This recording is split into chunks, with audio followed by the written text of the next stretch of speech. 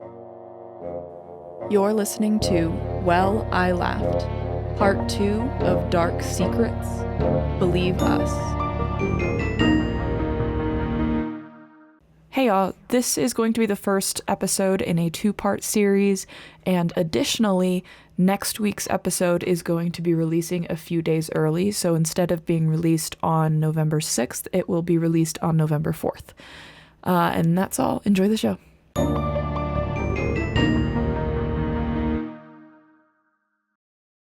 Hey. Hey. You having a good time? Sure. Yeah, me neither. You've seen that TikTok audio, yes? I have now. Okay. I have just spent so much time online. What? No, I think it's a problem. No. Even the children are like increasingly shocked at how many internet references I'm making. Yeah. Yeah. I'm surprised it took your students this long I know. to get to this point. I once Monet. Stop. You know the Fleetwood Mac song Gypsy? Yes. You see, right. So I started to dance like that today after school during enrichment because I had fully lost my mind and was dancing, which is just like a lot of hands above your head, like kind Target of lady. shoulder bumping. Yeah, absolutely.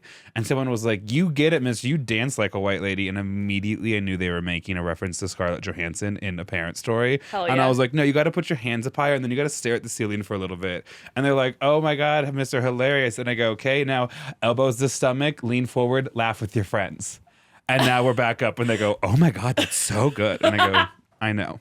I'm character actress Margot Martindale." Martindale! I love that.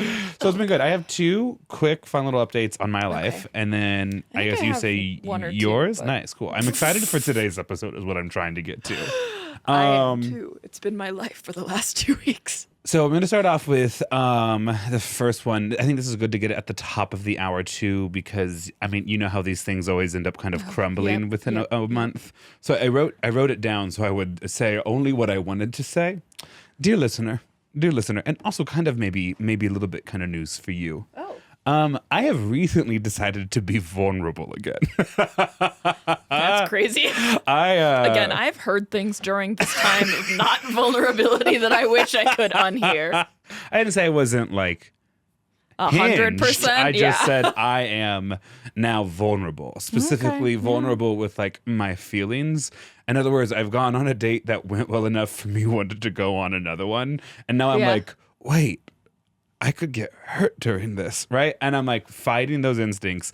But what I'm mainly realizing is, I'd been playing with house money for like the last 6 months. Or in other words, like, I actually don't think I had really cared about a lot of people in this one department of my life. And now I like maybe do just a little bit, and it is exhausting because I'm an emotionally exhausting person to be around. And I can't I can't escape me is what I'm trying to say. I've never realized you wanted to escape you. I hadn't really either until like a couple of days ago when I was like, wait a minute. Why do I suddenly feel so unsure about everything? And so on that note a little bit too, my parents have told me several times that I needed to watch the Netflix show Nobody Wants This.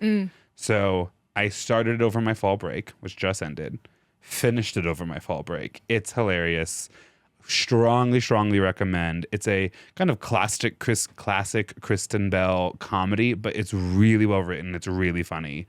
Hasn't it been getting hate for something? Oh, has it been getting hate? It has, and I don't remember why. In a crazy way, I'm not online in that way. I think know, it's which is wild to me. And you send me the most unhinged memes sometimes. You're right. What side of the internet are you on? Honestly, a pretty good one because I've limited my Twitter screen time to literally 10 minutes a day. It is just long enough for me to check the latest polls in battleground states. There's no better source than Twitter. Like it's out. It's really well crowdsourced. And then my phone's like, that's enough. And it's right. Because I'm like 2 minutes away from seeing an Elon Musk post. And so I'm just not on any part of the internet. And then I go into my Instagram and I just look at stories and then I get a lot of videos get sent to us. And then I'm like, okay, that's enough for right now. What's it called again? Nobody Wants This. But anyways. I just want to make sure that it's not like something horrible before we go and tell everyone to watch this. Pausing for station identification. Okay, well, it doesn't show up when I Google it, so I think it can't be that bad. If it is anything at all. I could have Sweet. just totally made that up in my head. Who knows? You know. Who knows? What I will say this: my parents told me over and over again, "You got to watch it. It's so funny. It's so cute. You got to watch it."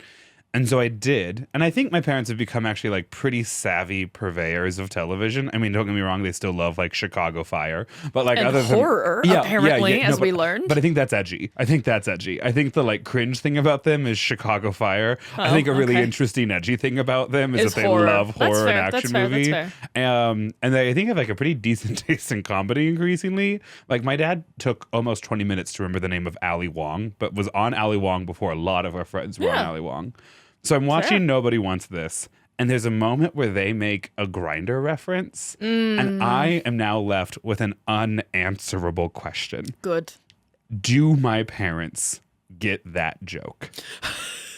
Because if I ask them and they don't They're get gonna it, Google it. right, or worse, ask me to explain it, starting with what Grindr is, or even crazier, they do know what Grindr is, and now I have cracked the door for them to go ahead and talk to me about it. Ooh, yeah, so no. a deeply unanswerable question.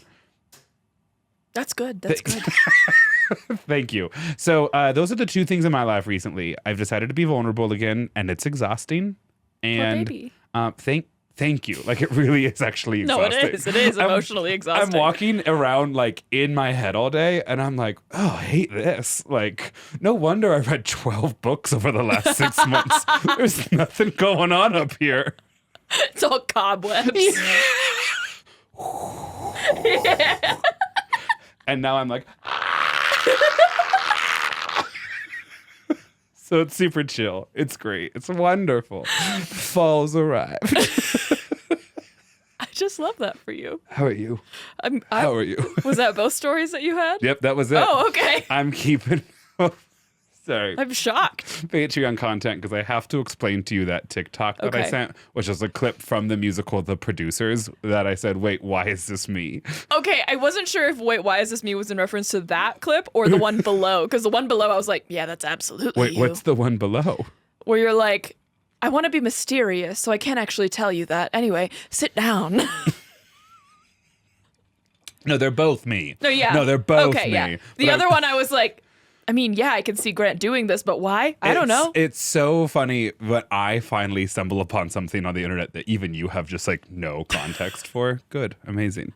Okay, the video I sent to you probably had like a it had Sid a very Meier's Civ strange 6 reference too. Yeah, I was like, yeah, I don't. Well, I'm 80% of the way there. I'll just tell you. So it was the comment section especially was great because it was like, wait, how does TikTok know I'm at the exact intersection of people who would play Sid Meier's Civilization 6 and also wants more musical theater content on my playlist? That is kind of crazy. I know. There's a second layer, but it's not as important to get the joke. Okay, Great. cool.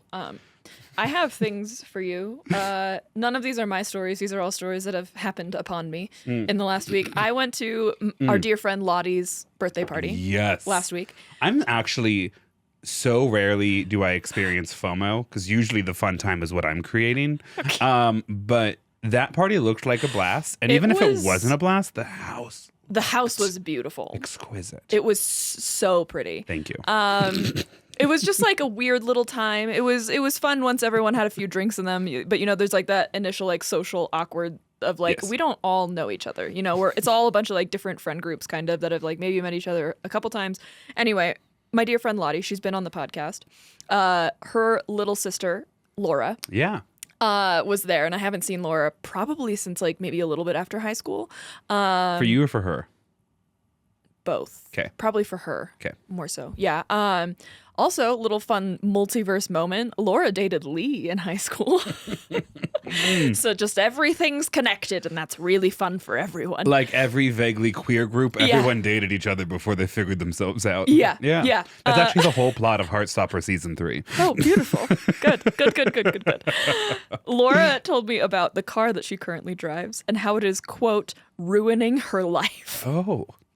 Her car, it's not the car itself. The car itself works fine. The car radio, however, will just randomly call people. No. You remove the radio on day 2.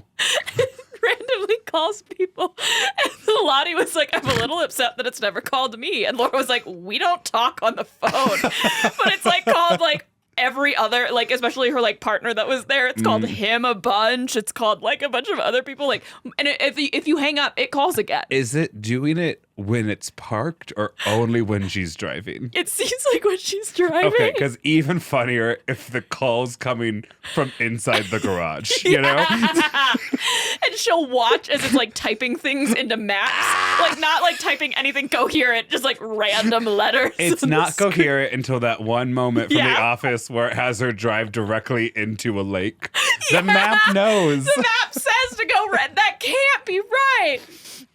Anyway, so I thought that was hilarious that her car is ruining her life and calling people. And I was like, the way I would have to delete so many of my contacts because... just remove the car radio. It will work without the radio. I was like, babe, are you okay?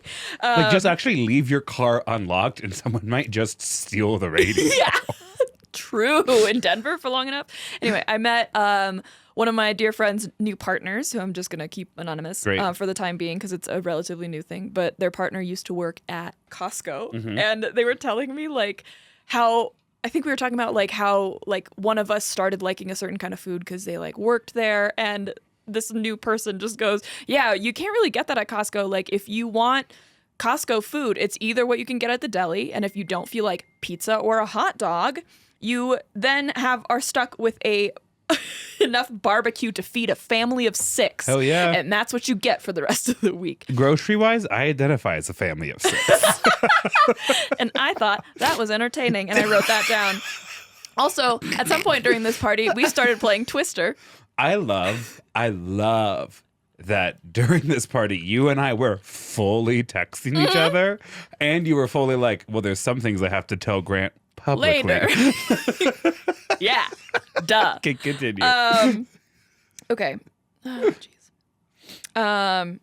So we were playing Twister, and just after Twister, I think I went through my list of like super weird questions that I love asking people. The like, the like cauldron question, and like how many owls do you have to see in a day and stuff like that. Your New York Magazine cover. Yes, yeah. I didn't. That one felt a little too introspective for the moment. It can be. It was like everyone's just gonna get silent for a really long time, and I like that we're talking about the answers right now. But anyway, we had been playing Twister, and it had gotten a bit competitive. I got like pushed a couple times. Anyway, it's called flirting, Maia. If you were playing Twister and you could have one weapon, what would it be? Oh, I know. The inflatable slide they put on planes. How would you use that? You deploy it and you clear the dance floor. Yeah. Oh, look, I won. That's fair. Who's using weapons in Twister? What kind of question is that? I don't know, but I just thought it was funny because you can't you can't just like punch somebody, I'm right? Like right hand red. And suddenly you're exiting over the wings of the aircraft. I really, after a while of thinking about it, thought about just like your own spikes. question. No, it wasn't my question. Someone else asked it. Yeah. Just like glue a bunch of spikes to my clothing. All I'm doing is trying to win, and you're like, harm should befall my competitors in this game of Twister. Because all I'm trying to do in Twister is stay alive. I forget that there's a competitive aspect, especially when it's down to just like 2 of you. And so at one point, I'm getting cornered by my friend's new partner that used to work at Costco, and I was like, will you just leave me alone? I need to put my foot on this yellow circle. And they're like, no, we have to end the game. And I'm like, but we could be friends. Listen, Twister makes so much more sense when you understand that it was originally for adults at dinner parties who were smoking menthol cigarettes and drinking like just dry martinis. I love that. Yeah, so do I. Oh, just a bunch of empty stomach, boozed up adults trying to be like, oh. So just love that aesthetic. Not that I really want to smoke a cigarette or drink a dry martini, but like. Because it's a dirty, that's the way you want to go. Yes. Almost sent you a TikTok today of someone going, oh, good, it's soup season. And they had a dirty martini and a spoon. Someone sent that to me, I think. It was not me. Might have been like Alexander. Thank Kelsey, you for this opportunity for a PSA. Yeah. I know there's a house in Philadelphia who's handing out pierogies for Halloween. I know by the time this airs, we will be post-Halloween. but trust I know. Trust I have been made aware. Please continue to send it in. But if the comments you get back from me at this point are snarky, no, it's not hate. It's just that I share one story about how a man is less interesting than a loaded baked potato pierogi I had frozen in my fridge. Which I will stand by. And everyone's like, haha, Grant should go Maia's there. Subway and Grant's pierogies. I feel okay about that. Like, I also kind of feel like every culture has its dumpling, you know? Like the American culture of the 21st century, it is the Uncrustable. We have covered this. Yes. That's deep. Oh. What? Sorry, I gotta say one more thing. Oh, no. Everyone, let's practice our shocked faces. So there was a person, like a professional, over at my house recently, looking to take photos to stage the house in case I end up putting my house on the market to move to a different neighborhood and not leaving Denver. Do not panic there.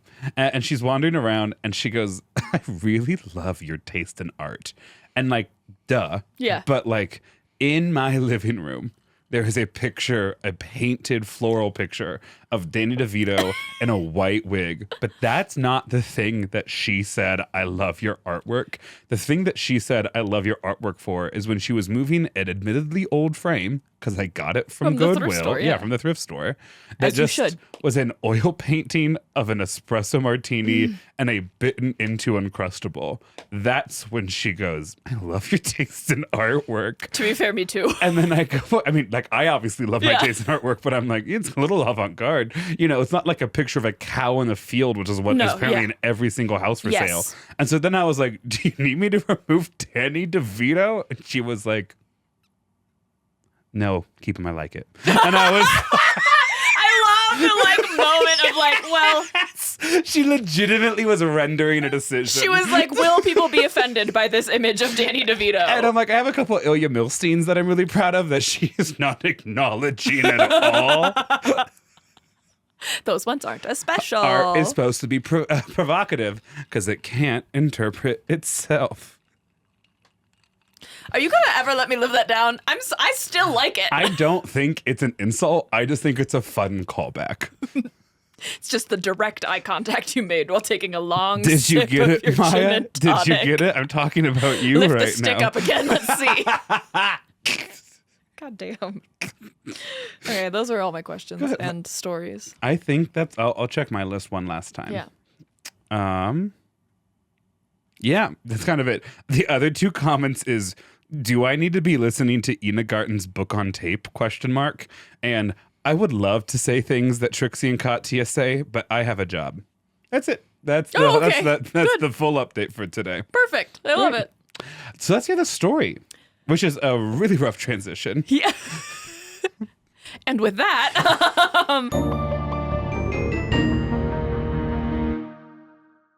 so Grant actually knows what my story is going to be, and we'll get to why towards the end of today's episode, but it's going to be a two-parter because for a number of reasons. A, it's already at like 40-something pages, and D at Love Pass was at 50 pages-ish. But also because I am really doing a deep dive into the second half of the story, and while it's like I could present on it tonight, I would rather like really flesh it out. But the first half is definitely like ready, and so it's gonna be a deep one. Are we keeping it like a surprise until we are into it a little bit? Yeah, because I don't want you to know what the first bits are. Okay, fine. Because you know what I'm going to transition. This, you know, dear listener, how sometimes I do like overly long intro sections. Think of today as a really long intro section. Well, then I'm glad that our little free verse section was so short. Yes. It's going to be good. I'm really excited. I am going to start out with a couple questions that I'm going to re-ask you throughout today's episode. Ooh, and fine. probably tomorrow. Because we're recording part 2 tomorrow. So that you Grant stays experiment with fresh. form in a really fun way. Thank you, You're welcome. Barbie. Yeah. Okay. I'm like low-key kind of credentialed to say that. Like it's a legitimately enjoyable experience. Are you ready? Yes. Okay. So we're going to start with... Okay. Here are some things that I want you and the listeners to think about while listening to the opening of the story. Miss, do I need to take notes during the section or should I just listen? For the fuck's sake. Do you have a pencil I could borrow? Oh, sorry. Can I use my computer? No. Do you have a charger? No, I don't have my... Do you have a charger? Okay, I'm gonna go see if he has a charger. Mister, do you have a charger? Welcome to my hell. Welcome to my hell. It's a job that you love. I don't really care. Yeah, that's tough because you're right. I don't know what you wanted from me. Sympathy? And I'm just like, insert boy name because it's always boy name. No, I don't have a charger. No, you may not use your phone. There's pencils and papers on my desk. I'm moving on. Need to get caught up. Okay. So what's the questions? So these are things I want you guys to be thinking about now, and then also like as I continue through the opening, aka this entire episode. So I'm going to say, actually, we'll just go question by question. Great. What do you think defines a cult? Oof, God, I guess a debate teacher. I'm going to put that down for tomorrow's warm-up. Because that's a great question. Because I'm like, any organization that prioritizes group identity over like individual personal thought or expression with the intent to lead towards certain political, economic, or social gains. That's a really good answer. Thank you. I like it. Dear listener, write your answers down now. I'll give you a moment. Just kidding. Do you have a charger? Answers are not letting. Is a conspiracy theory a cult? A cult. I'm like not joking. I'm asking this question tomorrow. You have to tell me what they say. Oh, yeah. Remember the time I took a group poll on if you find a leg in a thing that you buy, do you own the leg? And 82% of my class said, yeah, it's yours, babes. Finders keepers. And like every single court was like, this isn't even a question. And my students, you're like, you're right. Yeah. Okay, so is a conspiracy theory a cult? Yep. Yeah. Yes. I think so. I think those who believe in conspiracy theories have like been bought into like a certain worldview and that worldview has an engineered intent to like advance the causes of some other organization or group. Yeah. Okay. I like that. I think that was vague. Like that was vague enough. My debate training is like definitely kicking in. Yeah. I like it. I'm like, go wide, not deep. Don't get pinned down right now. Okay, listeners, you let me know in the comments or I don't know, whatever, if you think a conspiracy theory is a cult. Who do you think is most likely to be susceptible to brainwashing or becoming part of like one of these organizations? The lonely who spend a lot of time online. Okay. What about in like the 70s? The lonely who spent who don't spend a lot of time online. Everyone in the 70s. Who do I think is most likely to be the 70s? Or just before. Knowing your topic, I'm surprised a little. Okay, that another loop thrown for me. So then I would say it is. Actually, I'm going to kind of still go with like the lonely, or like maybe they don't identify as lonely, but people specifically looking for like social structure who don't otherwise identify with like the religion of their hometown, right? Or like a certain political party, or like are involved in any social clubs, like a bowling league, right? Like they might view themselves as free thinkers, but that free thinking identity comes from like a rejection of existing social structures, not necessarily like independent thought. Okay, yeah, I like that. These are some high-level questions, my girl. Thanks, I'm going to shorten up my answers because I feel like there's only one more. Okay. There's only one more. What is the draw of a cult / conspiracy belief system? To quote Creed Bratton from The Office, you make more money as a cult leader, but you have more fun as a follower. Just an insane thing to say with what I'm about to cover. No one ever says, wow, Grant, you really listen. But I do. I mean, you do. Okay. So for those who are listening, I hope that you like either like pause for a second to like think about those questions. Just to reiterate, I asked, what do you think defines a cult? Is a conspiracy theory a cult? Who do you think is most likely to be susceptible to brainwashing or cultic thinking? And what is the draw of a cult / like belief system? Oh, there's a dog in there. Yeah, I'm so ready for you to blow the top off this case. Like it's giving already Patty Hearst, and I'm so excited about it. She gets brought up. Of course she does. Yeah. So Grant, I want to start out with your answers. Blah, blah, blah, blah, blah, blah. I know between the two of us, I probably spend a lot more time thinking about cults. Yes. Yes. But these episodes are really about learning, and I want everyone to feel comfortable with the knowledge they're bringing to the table. So I guess one last question. You said what kind of people join a cult? A slightly more specific version of that question. What kind of people politically, religiously, culturally, and socioeconomically are most likely to join a cult, do you think? I think that's actually a really diverse bag. I think people come to it for different reasons. It's not like I have a college degree, there's no way I could be susceptible to this. Yeah. I say that having interacted with several of my blood relatives back in Nebraska. Yeah. Do you think there's a certain kind of culture or religious background that might make you more susceptible to cultic thinking? I think now based off almost entirely on my own personal experience, those who have stayed in, how do I say this in a kind way? I can't. So I'm just going to say those who stayed in their hometown, whose life has been geographically very centered around only a handful of places, who haven't found themselves in unfamiliar situations or interacting with people on a regular basis who are total strangers to them, I think are most likely to believe that outside of their bubble, there's grander schemes at work. But that's just tabletop observations. No, yeah. So my answer. Pre or post research? Just in general, I think that this is true. So this is the correct answer we're about to hear. No, not at all. This is definitely a common thread, but by no means the rule. I'm going to preface this by saying if you are religious in background, no matter if it's Christian, Muslim, Jewish, or whatever, I fully support you. I hope that you are doing whatever you need to be happy. And honestly, no hate as long as you're not hurting anybody else. That's where I'm going to start.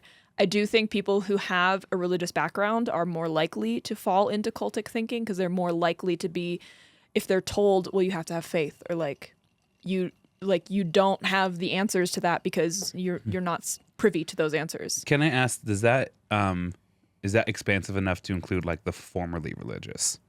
It can be. So would you and I fall under that definition as people who were raised in the church? I think it depends on your reasons for leaving the church, probably. But you're more susceptible, if you've grown up hearing, you just need to have faith, or, trust your church leaders, or, go talk to your pastor, or whatever like that.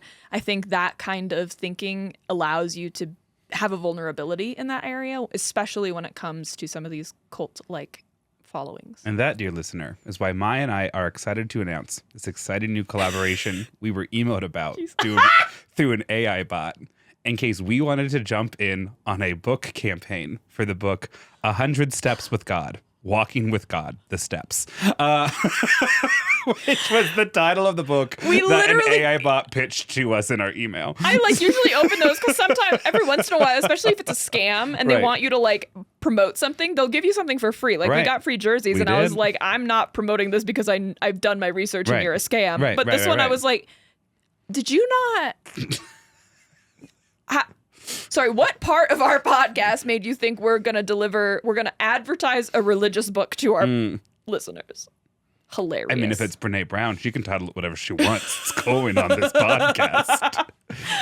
And that's my cult. Is that offensive to say? Yes. Okay. Probably. Just block it back a little bit then.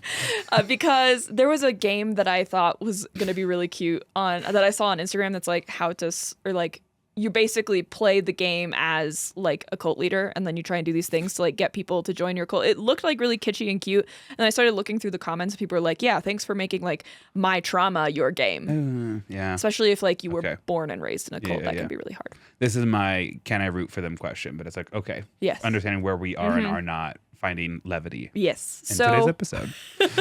So Grant, we're going to open the story. Yes. Open the open of the open.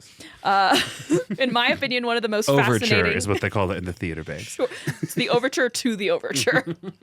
One of the most fascinating cult stories that I think I've heard is of the story of this woman named Janja Lalich. Okay. You might not know this, Grant, but Janja has made an appearance in one of my stories previously, and I'll get to why later. But she's an incredibly fascinating person, and my true crime girlies might recognize her name. She is considered an expert in her field. Oh, interesting. So picture this. We're at the end of the Vietnam War. Okay. Janja Lalich is about 30 years old. She recently graduated, I think, University of Wisconsin. I have it written down later. I'll tell you. So she meets a woman who is a friend of a friend, and they would meet for coffee and have like these really deep political talks. And so culturally, at the end of the Vietnam War, like we're kind of at the end of like the free love movement, Right. and like politically. You'll remember in the Patty Hearst episode, everyone's kind of looking for, especially during Vietnam, everyone's like, end the Vietnam War. So now we're at the end of the Vietnam War. Now what do all these Right. liberal groups fight for? And so that's kind of where we're at. So she meets this woman. They go for coffee. They have deep political talks. This woman introduces her to a woman-only study group where they discuss the role of women in the state, like capital S state. Sure. So they would read things like Marx and Lenin and Chairman Mao, and then people would be Also asked. known as the required reading list for my classroom. That's so scary. That's absolutely a joke also. I hate it. I've said on a previous episode that I am the like civics teacher that Fox News scared your grandparents about. Yeah. And I love that. Yes, I do too. So Marx, Lenin, and Chairman Mao. Would you like to tell the people what those three people have in common? Communism? Yeah. What do you know about those three? How much time do we have? Spark notes. Marx kind of creator, or at least first synthesizer of this concept that workers should own the means of production, which is like workers are in charge of their own labor and should be the ones that directly benefit from their labor. Lenin then takes that into a much more of like a governmental approach to communism during the Russian Revolution, kind of founder of the Soviet Union. And then Chairman Mao was the communist leader of China. I'm struggling to remember if it was during the Chinese Civil War between nationalists and the communists, or if it was immediately afterwards. But he ran several communist programs through the country, including the failed Great Leap Forward. And here goes all of our China downloads just out the window completely. That was like by and large considered not a success. Okay, yeah. So common thread, You communism. have no idea how much I'm like holding back what I I'm want to thankful. say. Thank you. Oh, my episode will come. My episode will come. So in this study group, you would read things, and I'm not sure if it's like you would be asked to read a certain like piece of literature and then no one else would, or how that worked. But essentially, when you get to these study groups, you would present on whatever you were reading. Nice. And what would happen is that the study group would what's called Love-Bomb you. Do you know what that is? Sorry, I sent 2 different articles that were like quick 3-minute reads each to the group text, and literally one person responded. And so then I go to, and it wasn't Lydia. So I go to Lydia and I go, did you read it? And she's like, well, I opened it, but I was at a stoplight. And then I saw. That was me. Oh, that was you? Oh, was I it? said that on a Patreon, I'm pretty sure. Oh, okay. That I edited, I think, today or yesterday. So then are you the one that also then said, well, once I saw Sophie's text message, I figured I didn't need to respond? I don't think Okay, so I merged your story and Lydia's story That's together. fine. I went to the 2 most important women in my life, and I was like, why didn't you read the article? And you guys were both like, I'm tired. I was a traffic hazard. Listen, I would have loved to be love-bombed, I think. Tell me more about that. What's love-bomb? Okay, I'm telling Casey this while we're at like a beer garden. I think like earlier this week, last week, while I was doing some of this research, and he was like, wow, that would have worked on me. And I was like... Love bombing is a really common tactic used in emotionally abusive, narcissistic relationships and in recruiting to cults. Okay. It's like you are constantly telling them compliments, like, oh my God, you're so smart, you're so beautiful. I'm bringing you a lot of gifts and like only saying positive things about you. And the growth that I'm demonstrating right now over the last 1.5 years on this podcast to not immediately name people in our lives. Look at me. Yeah. Cool, great. Yep. I only I'm needed getting one better. consonant. I know. No, we were already on the same page. Okay. So you would love bomb and praise them. And so essentially complimenting like, oh my God, you really understood that piece. Like, I can't believe you like pulled those threads together. Like that really changed kind of the way that I think about it, and like really draw them in. They're like, oh my God. I am welcomed here. I am welcomed here. And so after a while of going to this study group, the woman who initially invited Janja came back to Janja's house and is like, hey, what have you been learning from the study group? So Janja tells her that she now believes in order to really make any social change, you have to have a disciplined Marxist-Leninist organization. Do you know what that means? I don't know if anyone knows what that means. Okay, cool. What's the definition they're using? So I did have to spend some time looking at it. So, because a disciplined Leninist organization, I think, is called a Soviet. I think that's what they were running. and they did all call each other comrades. I don't know I don't know how active the word disciplined is in this definition. And Janja does make a very intentional choice every time. I've listened to a lot of interviews with Janja talking about this experience, and she makes a very intentional choice to say disciplined. So I'm sure that has something to do with it. But anyway, so it's like a qualifier. Yeah. So I got this from a scientific journal. It's this paper that I read is called Marxist Leninism, the Ideology of 20th Century Communism, and it's published in the Internal Encyclopedia of Social and Behavioral Sciences in 2015. And this is what they said a Marxist-Leninist organization is, a disciplined one. The revolution is to be accomplished in 2 stages. First, a dictatorship of the proletariat, managed by the elite, quote, vanguard Communist Party, would suppress counter-revolution and ensure that natural economic resources and the means of production and distribution were in common ownership. Finally, communism would be achieved in a classless society in which party and state would have withered away. Hell yeah, babes, get your tits out. Yeah, baby. I said that to Sophie last night because I was agreeing with her on something, and she said F you and then punched me. And I was like, oh, there's some really important context I need to give you right now. Sophie was like, how dare you? Yeah, 100%. Except in an Australian accent. How dare you? Go ahead. Okay, so, I don't know, those were a lot of big words. Basically, you need an organization that will, like, kind of catalyze the revolution. Okay, make it happen. Yeah, and so... Oh, wow, we really are about to hear about Patty Hearst, aren't we? No, Patty Hearst actually does not make a direct appearance. She makes kind of a side reference. So when Janja says we need a disciplined Marxist-Leninist organization, the woman who she's talking with says, like, well, what if I told you that we have one, that we're starting one? We have an international organization, and she's like, do you want to be a part of it? And Janja's like, hell yeah, get your tits out. Thank you. You're welcome. Absolutely. The tough thing is we cannot trademark that. It's definitely from someone else, but fine. it's fun. It's fun good. for It's us. funny. Yeah. And so Janja's like, yeah, sure. And so the woman is like, okay, yeah, you can absolutely be a part of it. Here, fill out this questionnaire that I have for you. Hilarious. To be This is a an part of it. application to be part of our revolutionary disciplined Marxist-Leninist organization. Yep. And on the form, she has to fill out things like information about her parents, her passport number, her bank account balances, and stuff like that. So anyway, I mean, you're joining a communist organization. I don't like. I know, but it's just so much like, okay, now we're gonna steal your identity, and that's revolutionary, and that's and that's jazz, and that's what makes it hip hop. Yes, exactly. So Janja's admitted to this small group, and she doesn't know yet that it has a name. Around the time that she joins, it's pretty small. It's like 20 to 30 people.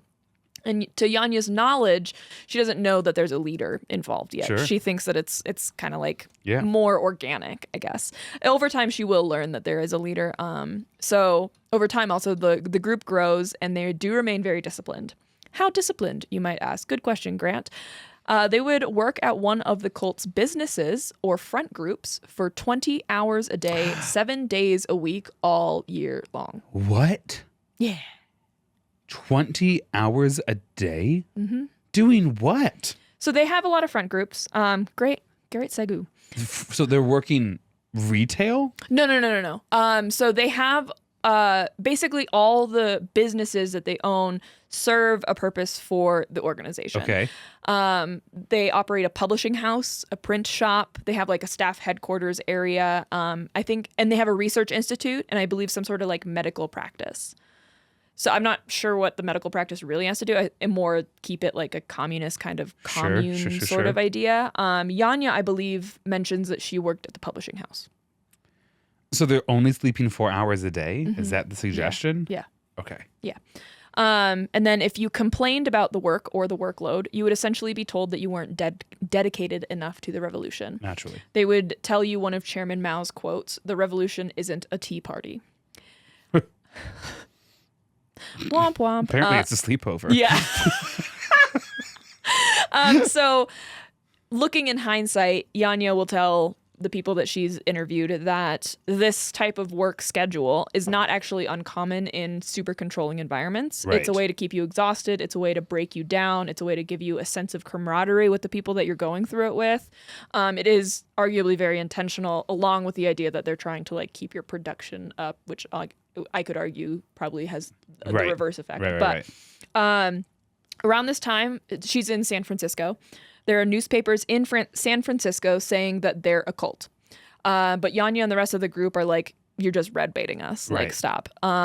They believe so much in their cause that they even took the newspaper articles from these newspapers accusing them of being a cult, would like bind them up and then sell them like on the street for like 25 cents to be like, look how the media is abusing us. And Janja laughs about this in one of the interviews that I heard from her. They would literally take their bad press and then sell it on the streets. Yeah, that Janja was like, ingenious. we thought that we were like proving a point to people, but in reality, we were just giving everyone a reason to not join.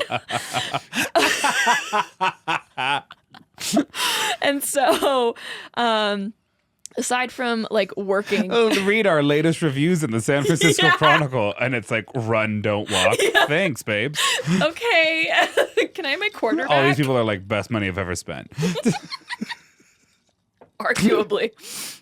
So besides like working for the organization's like businesses, the other main activity that they would do as like a social group would be literally sit like in a circle, I'm assuming, and tear each other down. Oh. Yeah.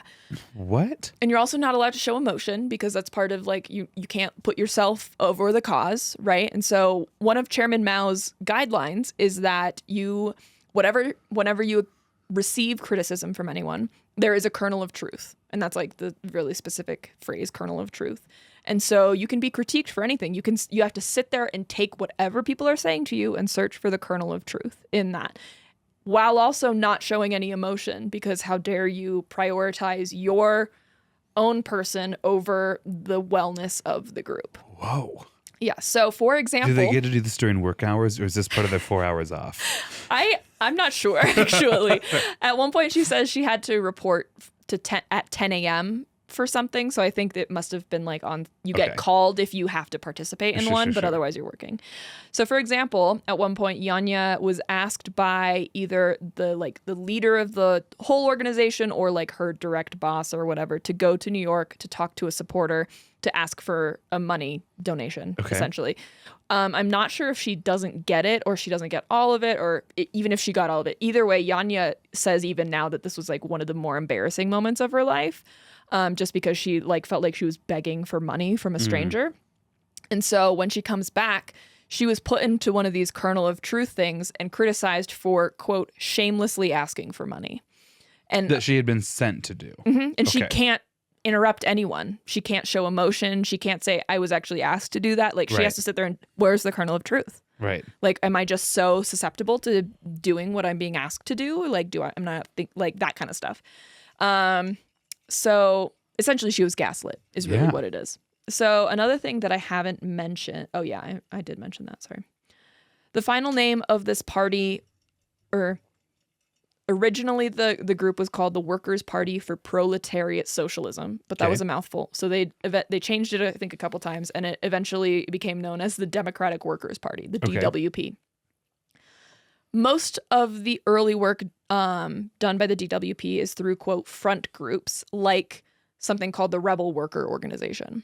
So they would use these front groups, like the study group that Janja joined in, as a way to recruit members. So you would be asked to do some kind of task, and then the people that are in that group that are also a member of the organization are kind of like sniping you out and like, are you going to be a good member to the organization? Right. Yeah, exactly. So that study group that Janja joined at the beginning, she didn't know it at the time, but about half of the people of that study group were members of the organization. And so, while she's in the front group, before being admitted to be inside the organization, you're vetted. Are you someone that the group needs? Will you meet the work ethic required? Do you have the right personality type? Here are some of these other groups. There was a group called the Grassroots Alliance, which actually rallied against Proposition 13 in California, which argued to cap property taxes and limit property value reassessments. There was another organization they had called the Greenleaf Press, which would later become the Synthex Press, which is the print shop. That's where Janja worked. And they would also not only print party propaganda, but also printed for other mainstream clients like banks, catalog companies, and publishers. Interesting. There was also the Worker Patient Organization, the Peace and Justice Organization. For being buddy like socialists, they certainly have their fingers in some capitalist causes. Yeah. Yeah. Crazy that the socialist group cares about capping property taxes or not capping property taxes. They actually did quite a bit of like decent government work, that got them like kind of not like well known, but like known enough. One of their other organizations was the U.S. Out of Central America organization, which are worked, I think, specifically in Nicaragua to help make them more independent, decolonize U.S. influence in the Central America. Yeah. So when you first joined, along with the stalkery form that you have to fill out, that's like, tell us everything about your family. Like literally social security number and mom's maiden name. Kind of, yeah. You also have to fill out or write up something called your class history for yourself and your family. So it's essentially the history of you and your family from the point of view of social class. And inevitably, after turning this in, you're going to be told that it's not good enough. Okay. A way to kind of balance out the love bombing that you've probably just received from whatever front group that you joined in. And now you have a sense of vulnerability, like, oh my God, the like first thing I'm being told to do wasn't good enough. Like it's too elitist or just like not accurate, like not it's just detailed enough. Not detailed enough. Okay. Maybe like you're not being honest enough with yourself or whatever. So in one podcast interview I listened to in particular, this one is called Navigating Narcissism, which I think I've shouted out on this podcast before. It's called Navigating Narcissism with Dr. Ramani, I think. I don't remember her first name, but this podcast interview that Dr. Ramani does with Janja is one of my favorites because Dr. Ramani specializes in narcissism, specifically like narcissistic and abusive relationships. And so her whole podcast is like, how do you as the victim process once you've realized that you're in a narcissistic relationship, or how do you help support someone you know that's in one that you're trying to get out, et cetera, et cetera. And so the big thing that I took away from at least that podcast is the similarities between these kinds of high control organizations like this one that Janja's in and abusive relationships. So basically any of the advice I'm going to give, especially in today's episode about like how to deal if you're like are suspicious of something or like you're worried about a loved one that's getting involved in something, the advice can kind of be used interchangeably between either of those situations. In a narcissistic or emotionally abusive relationship, Dr. Ramani makes the point that this like class history that Janja was asked to write while entering this organization is called the intel gathering phase in like a one-on-one relationship or a romantic relationship. In a kind of abusive relationship, it'll be used against you later on, but in the moment it feels intimate to you. Right. I'm trying to get to know you. I want to know everything like about you, but eventually that'll turn around and be used against you. So some more details about the Democratic Workers' Party. The organization, it seemed, at least started with a small collective of exclusively women. But once it started to get bigger, it seems like they accepted anyone of any like race, gender, sexual orientation into their organization. As an organization, their political ideals did not seem to vary into like a dangerous territory. Like, for example, Patty Hearst and the SLA. They shot up a bank. They weren't like, maybe it's time for political violence. They were just like, we're actually totally fine just sticking to labor law violations and like getting you to labor empty trafficking. Is that what it's called? Oh, interesting. Where they work 20 hours a day? Yeah, it has to do with the amount of pay that you receive too. Interesting. Yeah. Oh, wow. Yeah. I am actively learning things. Also really common in cults. I, yesterday in class, I was like, well, I'm a triple L, a lifelong learner. Boo. Our first tattoo is going to be Dear Listener. My second tattoo is going to be Lifelong Learner. And it's going to be someplace slutty. No, I'm kidding. Could you imagine? As it should be. Tramp stamp. I fucking love that. Okay. That's so horrific what I just said. Yeah. In the event that my mother just heard that, I'm joking. 100%. For legal reasons. Also for like personal reasons. If I'm going also, don't look. If I'm going to get a slutty tattoo, it's not going to be there. Like the least sexy part of anyone's body. Speak for yourself. Actively am. I'm also never going to go. But I'm listening for the kernel of truth. I'm listening for the kernel of truth. I'm hearing the criticism, listening for the kernel of truth. Haven't found it yet, so I'll keep listening. Go ahead. That was a flawless segue. Really good. Thank you. Really good. Okay, so, oh my gosh. I'm feeling good now. Yeah. Finishing up this G&T, I'm like, It's feeling good. Oh, you haven't really drank yours. That's I know, fun. because I've been talking so much. What a fun well, I can take off if you want to go ahead. So anyway, no, I'm kidding. Kidding. Okay, so they never seem to, this organization, the DWP, never seems to really vary into the dangerous territory. I mean, dangerous in a lot of ways, but not dangerous like to the normal civilian. So politically, they were well known for a series of, quote, tax the corporations initiatives in San Francisco in 1979 to 1980. They also did extensive theoretical efforts in the Contemporary Marxism Journal, and they also used a lot of their members who are maybe more well-spoken as speakers at leftist academic and intellectual gatherings. And they also had the formation of the U.S. Out of Central America organization in 1983, which I think kind of became one of their bigger side organizations. Right. So this, I kind of struggled to find a lot of good sources about the DWP that don't come from Janja, just because of, you'll find out later, like who she is. It makes a lot of sense that a lot of it is like her retelling. And so one of the sources that I did find is a piece written in 1987, shortly after the dissolving of the DWP. It's written by Max Elbaum and it's published in Frontline. And this is, I'm going to read kind of a long-ish quote from this thing that he wrote, but it kind of talks about their legacy. So aside from being a high control environment, invariably, the DWP's efforts were characterized by a curious set of contradictions. On the one hand, DWP-led campaigns were conducted in a serious and professional manner and had a measure of success in building a base in sectors of the working class. The propaganda work of the organization and its various mass initiatives were polished and of generally high quality, and the organization was prepared to deal in sophisticated fashion with numerous theoretical debates, especially over the political economy of contemporary imperialism and the nature of women's oppression, that many other forces on the left were unwilling or unable to address. On the other hand, the DWP was preoccupied with building itself at the expense of all other left forces, and it constantly split mass organizations when it had the chance to gain recruits to do so. The group was absolutely incapable of sustaining a principled coalition relationship with other left and progressive organizations, and it flip-flopped from one priority to the next with no explanation whatsoever to people it had been working with just before it made the change. Worse yet, the DWP was not above trying to psychologically and at times physically intimidate other activists on the left, ex-DWP members in particular. Finally, the organization had a bizarre cult personality around its founder and general secretary. And they called it their general secretary? Mm-hmm. That's a very communist title for your leader.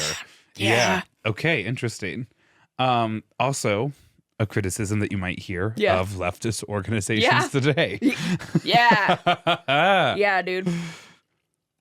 So, what he mentions about like their kind of personality around their leader is probably the most high control culty part of this organization. Okay.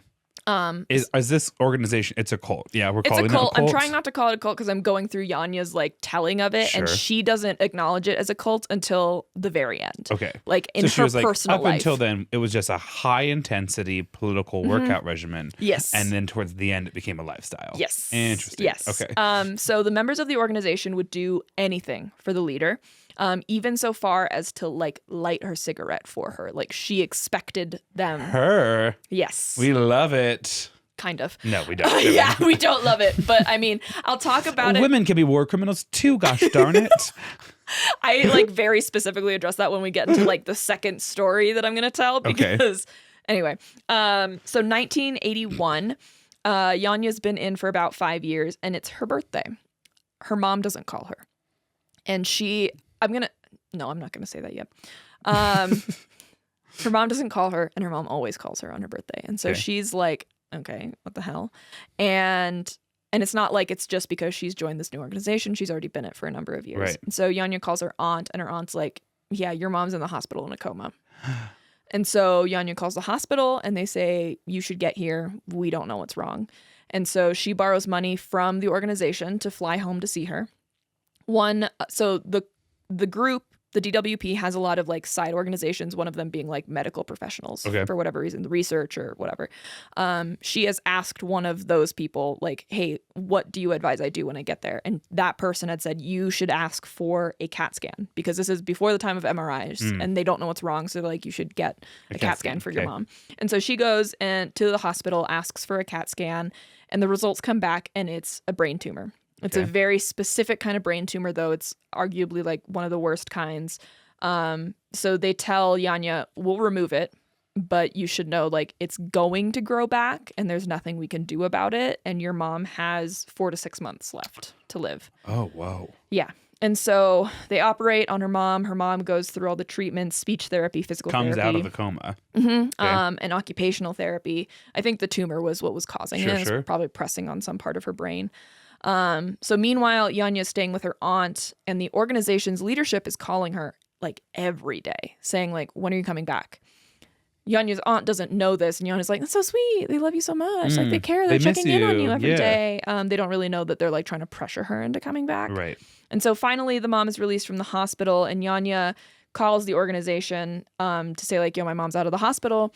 I'm going to ask for a leave of absence so that I can stay here and take care of my mom. With my dying mom and her last months. And then once she's passed, I'll come back. Right. And she's talking to like her boss, and her boss is like, I actually have to check with like the boss to get approval for this. And so she hears back and her boss is like, well, actually, we had a great idea. Why don't you come back and then you bring your mom with you and you can take care of her like with like we'll all take care of her together. Yeah, kind of like you can take care of her like in the house. Like we'll make like I think she was sharing a house maybe with one other roommate, and they're like, well, you can have that space just you and your mom, and that way like you can keep working, and then also your mom gets taken care of. So she kind of agrees.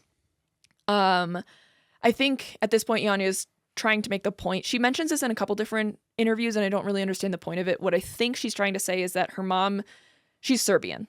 Like, and so she grew up in like a very tight-knit community. And so I think Janja's trying to say is like, this actually works out really well because she's going to be a part of this community and feel supported by this.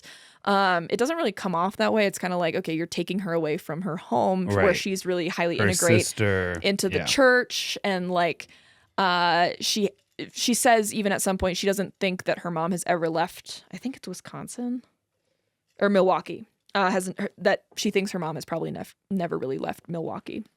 So mom's not doing well. At some point Janja comes back, prepares everything. Her aunt kind of like puts her on a plane. And then Janja picks her up from the airport.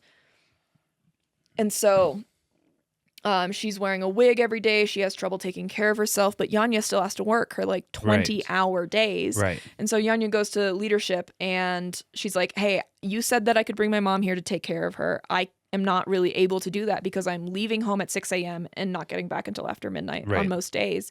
And so they're like, okay, I mean, that's fair. You can have 45 minutes every day to have dinner with her. What? And Janja's like, thank you so much. So at some point, a few months in, maybe leadership is like, well, why not? Maybe like giving your mom like a purpose will like help. Like maybe she can help work some of the front organizations, like some of the study groups and shit. What? Yeah. And so they have her working one of the front groups. And so Janja's seeing her probably even less now. Right. And one day, I'm going to provide a trigger warning for death of a family member. One day she comes home at like 11 p.m., opens the door to her mom's room, and her mom is dead on the floor. Oh my God. Isn't that horrible? Yes. And so Janja calls the coroner and everything and like starts working on setting up a funeral back in Milwaukee. And then she calls the leadership of the organization and is like, my mom passed. I'm flying home, or like I need to go take care of funeral. Put her to rest, right? And the leadership is like, well, you're not going, are you? And at this point, Janja says she has like a moment of lucidity where she's like, she has a quote. Hold on. Lucidity where she says, hey, if I'm being forced to work to death to build a better world, and this is the better world where I can't even fly home for my mom's funeral, then I don't want it.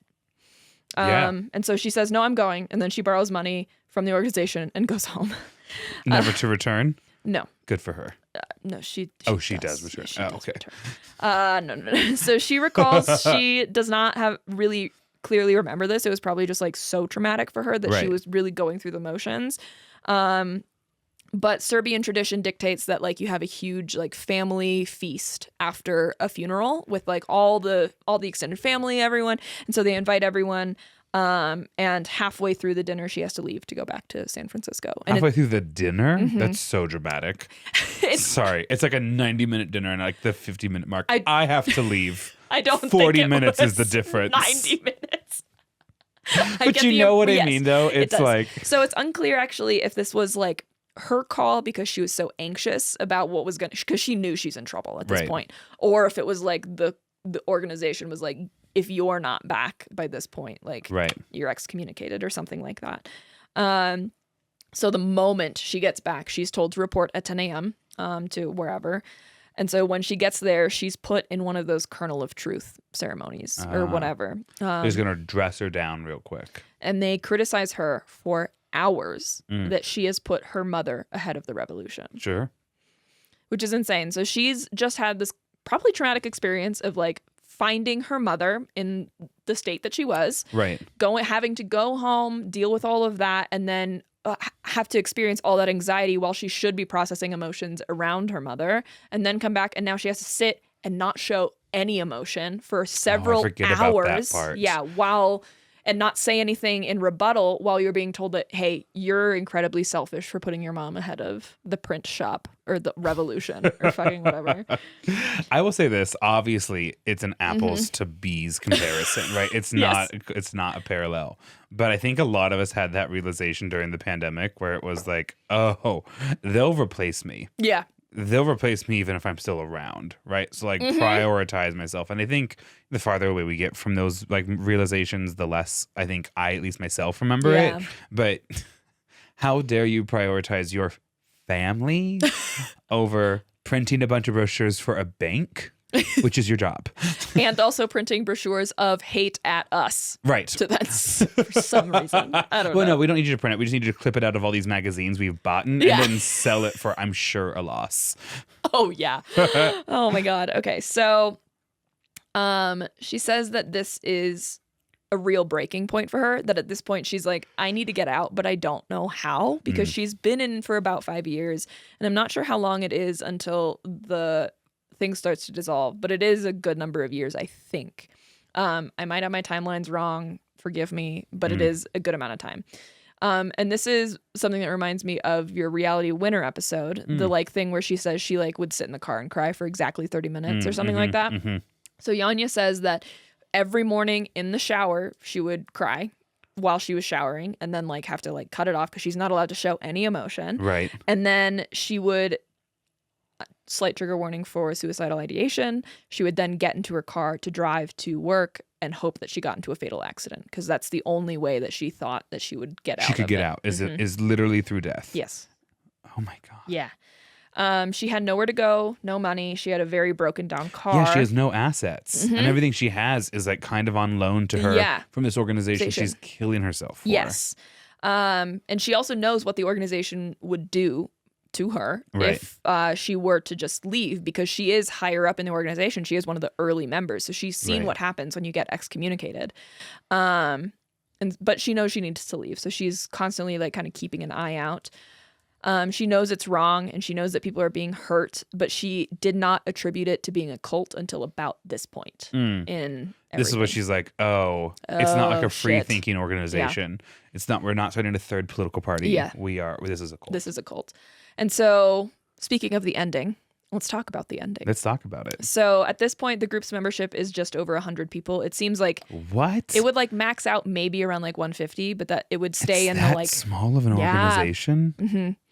Sorry. No, this is an organization that I had not heard. I literally don't hear about aside from Janja. Right. Just because it is so small, and I've watched a lot of cult documentaries. And they don't do political violence. No. It's not like as glamorous as some cults are. The way where you it's hit, like, you're like, what? No, not really. No, it's not like Jonestown. There's a lot of really iconic like phrasing and like images that come out of some of the really big cults. Especially during this time. Especially during the 70s and 80s. So I can see how this would get completely overshadowed as like, oh, you were working in politics? Yeah. Okay. You know? So the leader of the organization goes to Bulgaria, which she has deemed a communist heaven. Is that how the Bulgarians feel about it? Probably not. Okay. I don't know. So kind of shocked that in the 70s she was able to travel to communist Eastern Europe too, by the way. Yeah. So essentially around 1979, the leader begins to believe that the DWP is becoming too reformist and it's kind of losing its revolutionary ambition. She also starts changing Sorry.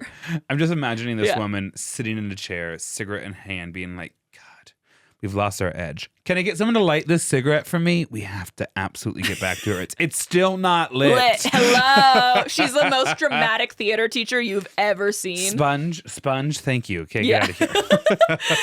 Moisturize me. The theater teacher at our school walked into my classroom today and my breath hitched for a second, and she's my friend. I was like, hi, Miss blah, blah, blah, blah, blah. I love that. I love that. Just a minute where it's like, oh, God. I crave your approval. Okay. Yes, still to this day. Yeah, I'm the same way with any choir teacher. Yeah.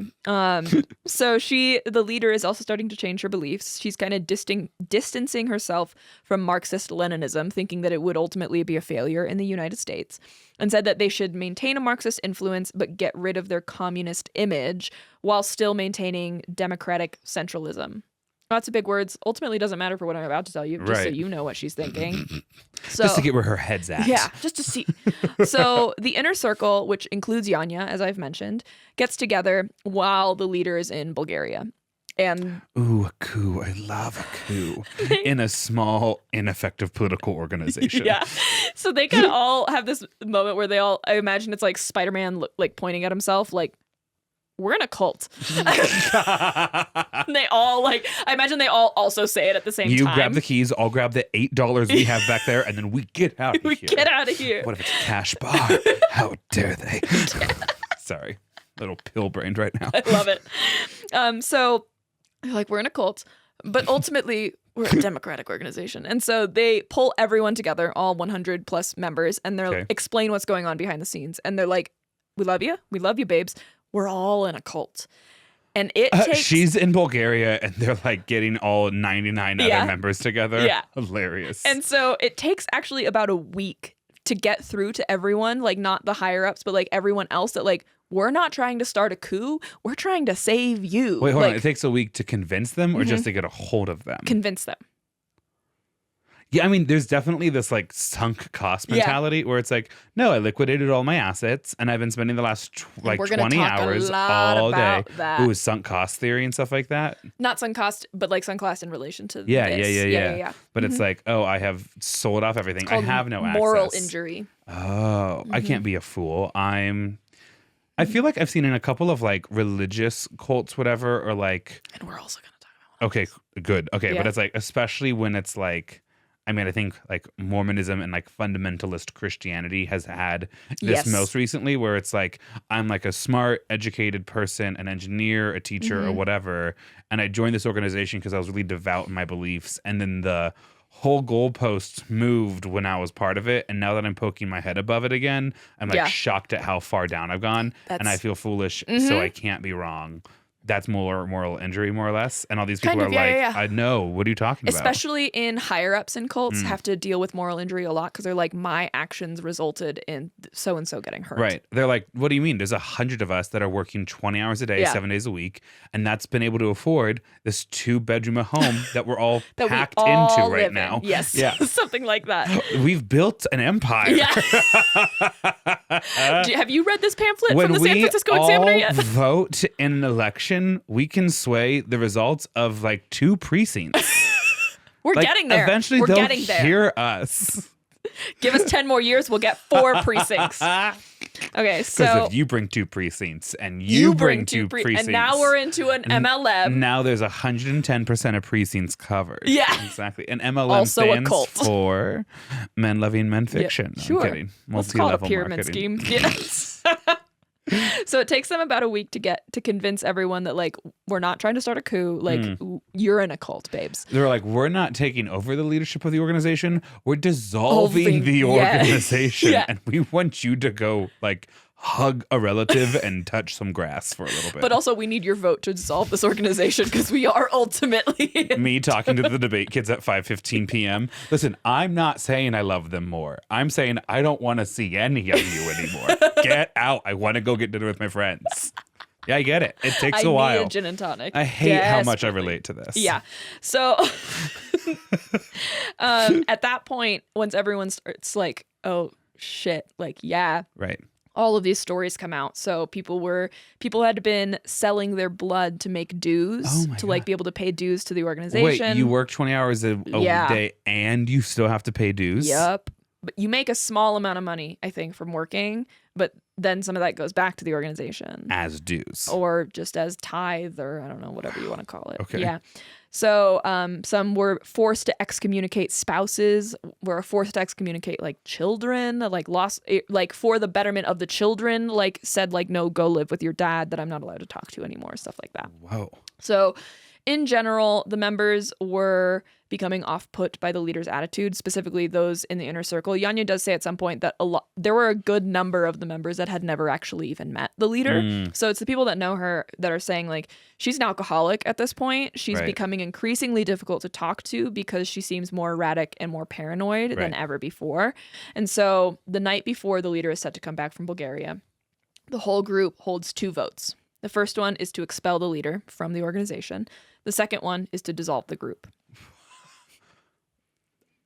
Like, yes. Do Robert's rule of order require you to do it in that way? Madam President, I have a vote. A little bit. It's just like, it feels like the second vote takes care of the first one. You would kind of think, unless like there's a second in command that would be like the natural head. I think a lot of it too has to, and we'll talk a bit more about this, is like the tendency for people who have been in cults to be easily swayed to get back into a cult. So maybe if they think that, hey, so-and-so might take over the helm and it'll be way better under this person, it won't be a cult anymore. I love all of this. Yeah. I love all of this. And I love this viewpoint. But as a person who's been involved in like so many social cause committees, like just from college and then through my career and then also in my personal political life or whatever, I absolutely fervently believe that it's in the bylaws that a dissolution of an organization requires the approval of the leader. And so they had to remove the leader first to, by their own bylaws, dissolve the organization. 100%. Like a gavel twice, a sign, and they're like, perfect, go ahead and burn it. We don't exist anymore. No. But we did it the right way. So they actually make a point to tell the leader that like, hey, it's jigs up. You were fired and we dissolved the organization. And we're done while you're done. And so the next day, the leader comes back. Like flies back the next day. Flies back the next day. Was she scheduled to come back the next day? I think so, yeah. Okay.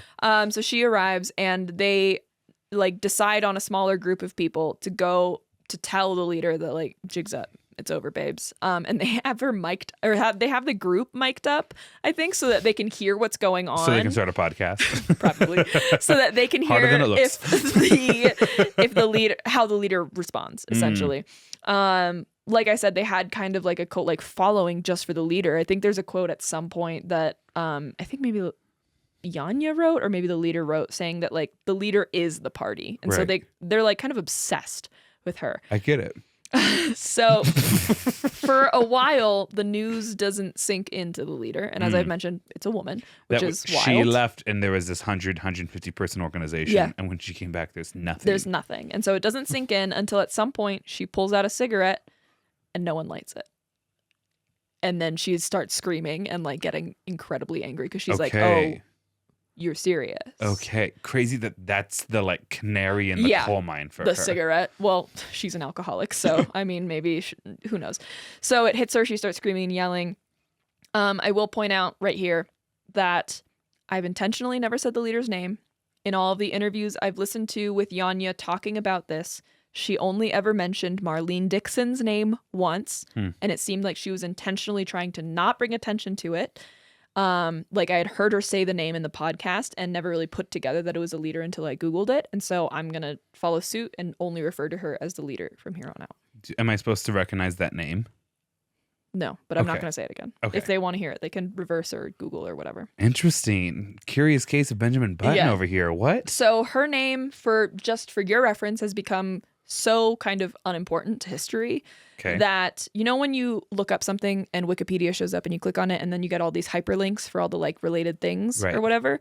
The cult leader's name is not even hyperlinked. The name of the organization is her page. She gets like a paragraph. The Working People's the Democratic Workers Party or something like that. Yeah.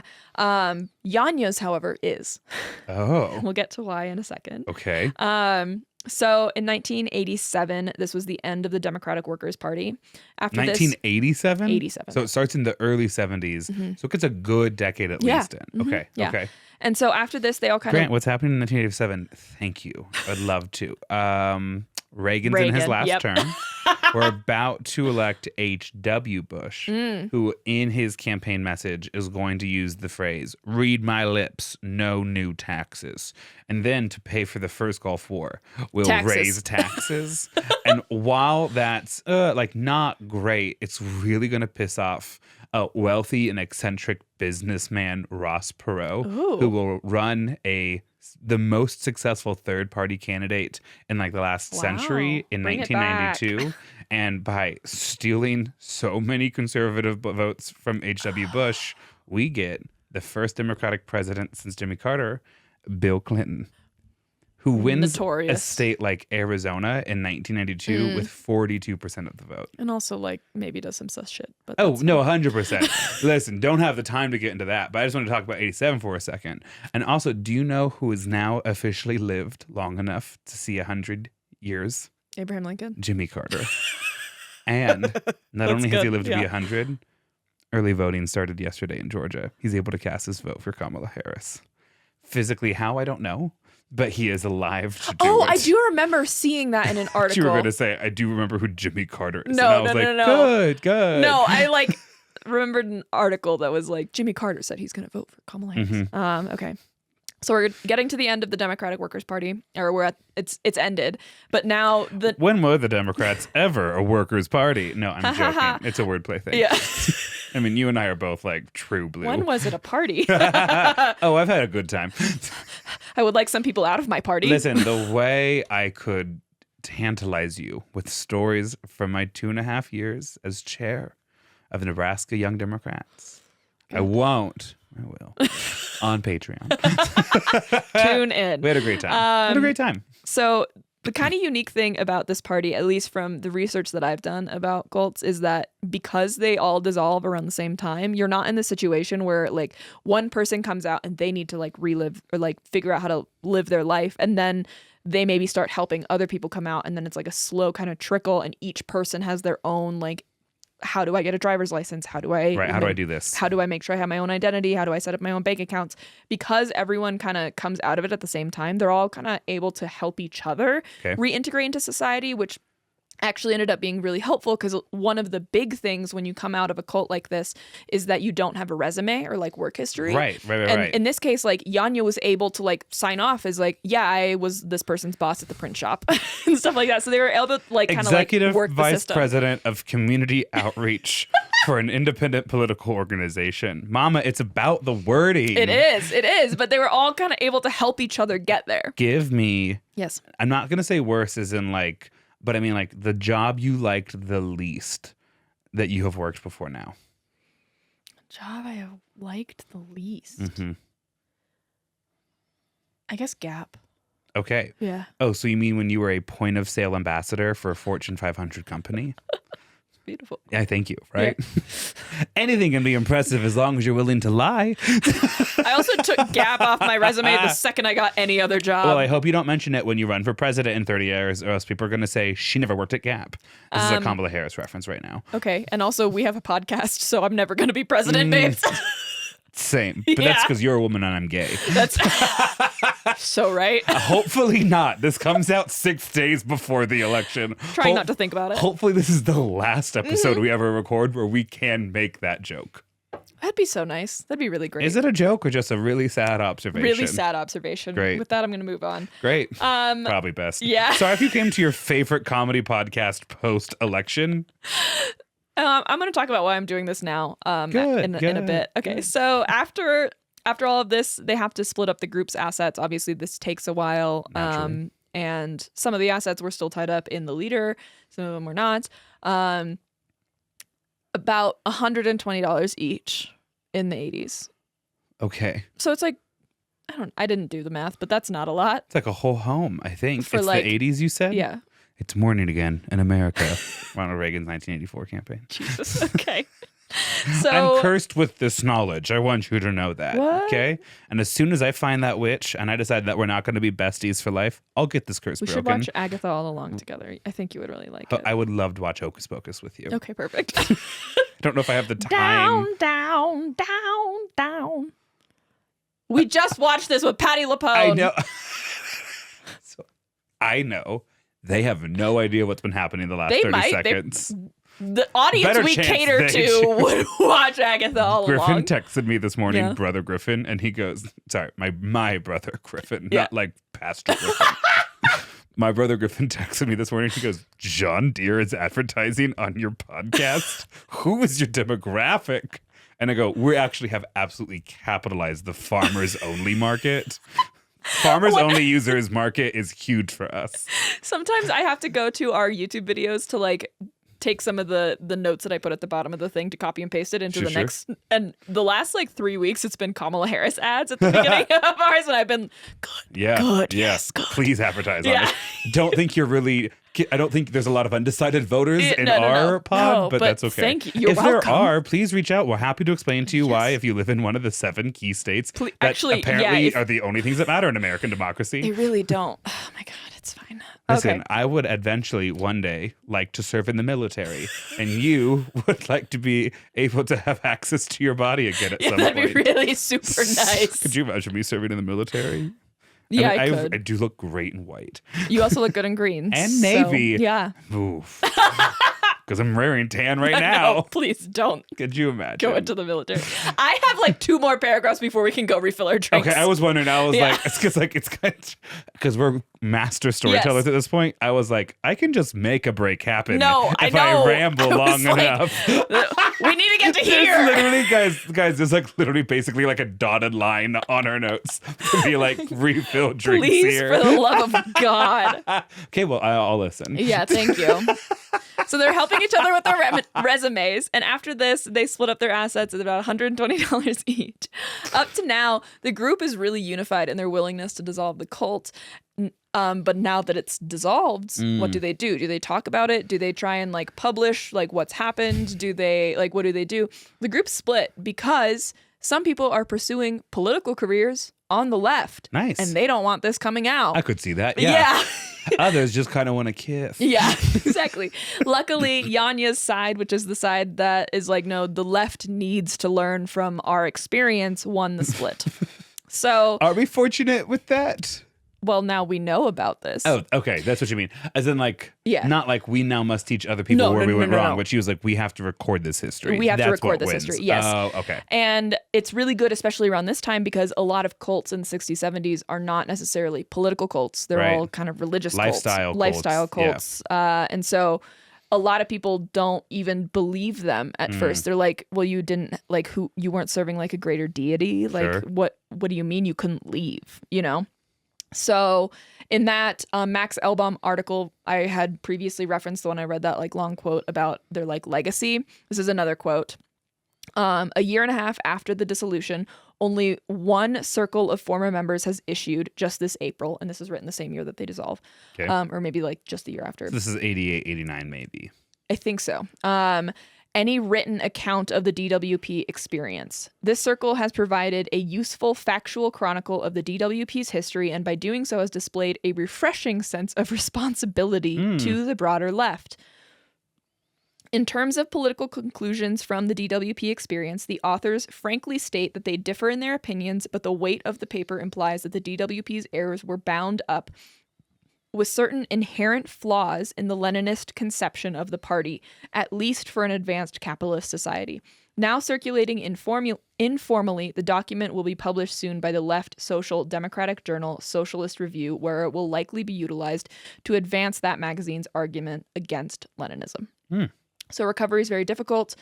As I mentioned, a lot of people don't believe that they were even in a cult, even like to this day, like because it's not such a well-known cult, like there aren't a lot of like docuseries and stuff on it. I was like Googling her and there's like a Reddit post from a few years ago that someone was like, I just heard about this woman who like claimed she was part of this. Like, how do we know that she hasn't been like just disillusioned by communism? And it's like, can I say too, I don't know how close we are to the break, but I there's part of me that's like actually kind of almost mourning that we don't get this as our current political environment, right? Like the generational groups that like you and I identify with, that a lot of our listeners identify with, are like the most diverse, the most educated like generations to come through America, a byproduct of the work of generations past. Yeah. And instead of having like larger discussions around like what does a late stage capitalism, highly developed capitalist country look like when you're trying to deliver like social services and like maintain an order of world peace, like you and I end up voting for the same candidate that like Dick Cheney does, because it's not like high concepts around social responsibility to each other.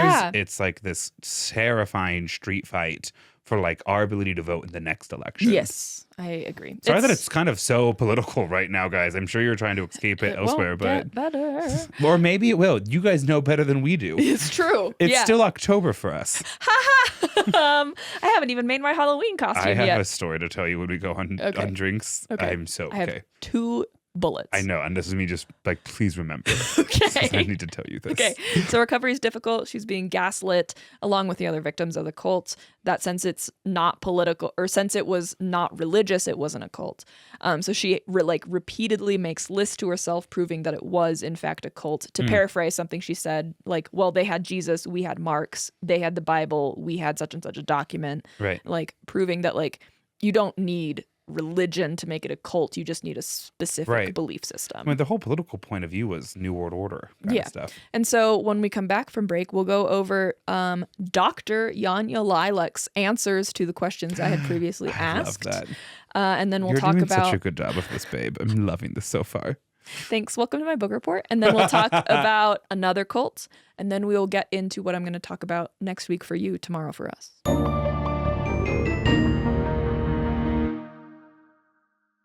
We're back. We're back. So before we jump too deep into it, we are getting close to, in fact, so when does this come out? This comes out the last Wednesday of October? Yes. So Halloween happens in a couple days. I think so. Like it comes out like on the 30th. Maybe it's like the next day. The episode after this one comes out the week of the election. So the episode after this one comes out November 6th. Yeah. So this one comes out October 30th. Yeah. Okay. So tomorrow, dear listener, you get the chance to engage in my favorite holiday tradition for Halloween. Because Halloween falls in the middle of the week, so it's like irresponsible for me as an adult to be at like a banger party that night. I don't know. So instead I get Chipotle, a cherry Coke, bottle of Fireball, 2 bags of Reese's Cups. I'm only going to give one out. I don't get that many trick-or-treaters. And then I eat my Chipotle and drink my whiskey cherry Coke as I watch Rocky Horror Picture Show. And then I coast into a sugar coma during Hocus Pocus. And then I go to bed. It's a lovely time. It's a lovely time. I did so Casey and I met a bunch of our neighbors that are a couple blocks down the road at a little block party. And we found out that a couple blocks south of us, there's a woman that's going to be serving rum and cider. Serve. And the house across the to street. To children? No, to the parents. Oh, okay. And the house across the street takes Halloween real seriously and has, I think, like 3 kids that are all theater majors. And so one of them walks around on stilts in like a monster costume. You just walk by the house and you just hear, ah, ah, ah, ah. Go see Wicked in theaters now. I need to see it. Wait, they're going to be on stilts? They do like a couple different monster type like reenactments like throughout the street. They'll like chase the older kids and fun. stuff. Yeah. That's actually really cool. I know, right? It's I'm like excited. in Modern Family, the Dunphys were always really big into Halloween. And in Bob's Burgers, Bob's always really into Thanksgiving. Yeah. I love that kind of stuff. I love that. We need to all pick our own little holiday to take super I'm seriously. so excited for you guys to hold Friendsgiving. I'm going to host the election night. I think gathering. that is your holiday. Maybe, which is so sad. I do so many holidays once every 4 years. I host a garden party every I know, spring. You do. And that might actually be your holiday. Yeah, probably. Yeah. Okay. Do you have anything else? No. Okay, cool. So do you remember the questions I asked you at the beginning? The first one was, what's a cult? Yeah. What And then the defines a cult? second one is, are conspiracy theories cults? And then was there a third one? There were two others. So like, who is susceptible? Right. And what is the draw? Okay. I think there might have been another. Yeah, who and what's the draw? Do you want to re-answer that after hearing Janja's answers or Janja's story? No. Okay. I still feel like I'm like trying to cover all bases without giving too much away. No, you're good. Still definitely in my debate coach mindset. Pause now if you would like to redo your answers. Come back. Okay. So I think I said her actual title is Dr. Janja Lalich. I intentionally kind of left that out just because I think there's a tendency to believe that people who get drawn into cultic thinking tend to be less intelligent. Right. Which that does tend to be a commonality between some, but it is by no means the rule. And so it wasn't even clear by like the type of cult that she was in. Like that was a very intellectually based cult. And so lots of people believe that if you fall into a cult or coercive relationship, you are in some way unintelligent. And I wanted everyone to hear Dr. Lalich's story before providing the additional context of like where she's at now in her life. Before even joining the cult, she had graduated with honors and was a Fulbright scholar. Oh, wow. Okay. And then after this, so before this, she had her master's. She got a BA with honors from the University of Wisconsin. And I think the rest of her history, I'm going to tell you, happens afterwards. Okay. So after she leaves the cult, she gets a master's in human development. She gets a PhD in human and organizational systems from Fielding Graduate University. Dr. Lalich is now known as the Professor Emerita of Sociology at California State University. Whoa. In 2007, she was awarded the Professional Achievement Honor. She is the founder and director of the Center for Research on Influence and Control. She's the author of many books around cults and coercion, everything from author, co-author, editor to a lot of things. These are the books that she's written, though, I think. The most recent is the third edition of Take Back Your Life, Recovering from Cults and Abusive Relationships. Other books that she's written include Bounded Choice, True Believers, and Charismatic Cults. Another one is Escaping Utopia, Growing Up in a Cult. So Creed Bratton was at least half right. Yeah. You do make more money as the leader. Yeah. Getting Out and Starting Over. All are credited... All of these books that she's written have been credited with being primary resources for understanding the needs of those who have been victims of coercive relationships and as resources for those who have been victims of coercive relationships and situations. So the reason I know her name prior to this is because she's interviewed a lot in some of my favorite true crime documentaries as an expert. She's been cited, if not directly mentioned, in my episode on Patty Hearst. She was interviewed in The Radical Story of Patty Hearst. She was... I believe if you're going to go back and listen to it, she was one of the staunch believers that Patty Hearst was not necessarily treated fairly by law enforcement, that acknowledgement of the coercive situation Patty Hearst was in was not like rightfully acknowledged. And I don't know if I necessarily 100% agree with her on that, but that's where she's at. She is also, if you want to get a taste for her outside of The Radical Story of Patty Hearst, she's also interviewed in some of my other favorite documentaries, The Lost Women of NXIVM. Another one's called Seduced Inside the NXIVM Cult. NXIVM is a fascinating cult. If you're like into learning more about cults, NXIVM is one that's like truly like insane. So, sorry. You're good. Starting to disassemble the sandwich that you're serving me right now.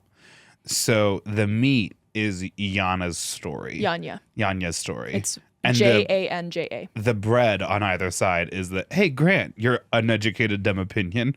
What do you think are cults and are conspiracy theory cults? And now the bottom bread of this sandwich, the other side, is like, well, here's what the expert says, and you have been tricked. I think you answered really... I'm going to give you her answers. So generic what I answered, like intentionally. There's a lot of people, though, that would say, like, okay, someone that like maybe doesn't have the most intelligence, hasn't necessarily had a higher education. I guess I called them untraveled, which is maybe meaner. That's not necessarily like wrong, especially in religious cults. A lot of like people that have been in the same situation their whole life are really susceptible to that. Yeah, again, tabletop observations from back home, if you know what I mean. That was said with an accent. You can't tell because I was born better. But I'll give you another chance to maybe specify your answer more if you would like to later. Okay. Some of the other things she's been interviewed in, some of my other favorite cult documentaries, The Lost Women of Nexium, Seduced, Inside the Nexium Cult. Those are 2 separate documentaries about Nexium. Nexium is fucking fascinating. It's one of the more like really recent ones. The guy that leads it, Keith Raniere, is in jail, I believe, as well as a lot of his second in commands. Have you read anything about Twin Flame stuff? Does she Yes, she gets interviewed in Twin Flames. The next one that I'm going to mention, Escaping Twin Flames, is she's also interviewed in. Right there. Yeah. She's also interviewed in Heaven's Gate, The Cult of Cults. Heaven's Gate is a really fascinating. That one's more like 70s, 80s. That's tied to a comet, and there is a mass casualty event. Yes, that is one of the mass casualty ones. Okay. Yes, that is the comet one. Cool. So if you were to do an episode on that title, what I just told you, 101% what I know about Heaven's Gate. Okay, that's excellent. There's been a couple of times where you had been like, how much do you know about this thing? And I'm like, this one thing that would have been reported on like Inside Edition in 2006. And I'm like, great, learn nothing else. Okay. You're already wrong. Stop there. That was how it was with Dyatlov Pass. I was like, and perfect, a little bit of Patty Hearst. Yeah. Yeah. You're like, what do you know about Patty Hearst? Like, this was before the episode, and I was like, beret and a gun is really kind of it. And like, you were like, yes. Okay, perfect. And then the last one that I'll recommend is actually like, if you're not super into cults, you don't have time to like sit down and watch like a several hour documentary. You maybe want like a docuseries type style. This docuseries is on Netflix. It's called How to Become a Cult Leader, and it's every episode covers a different cult.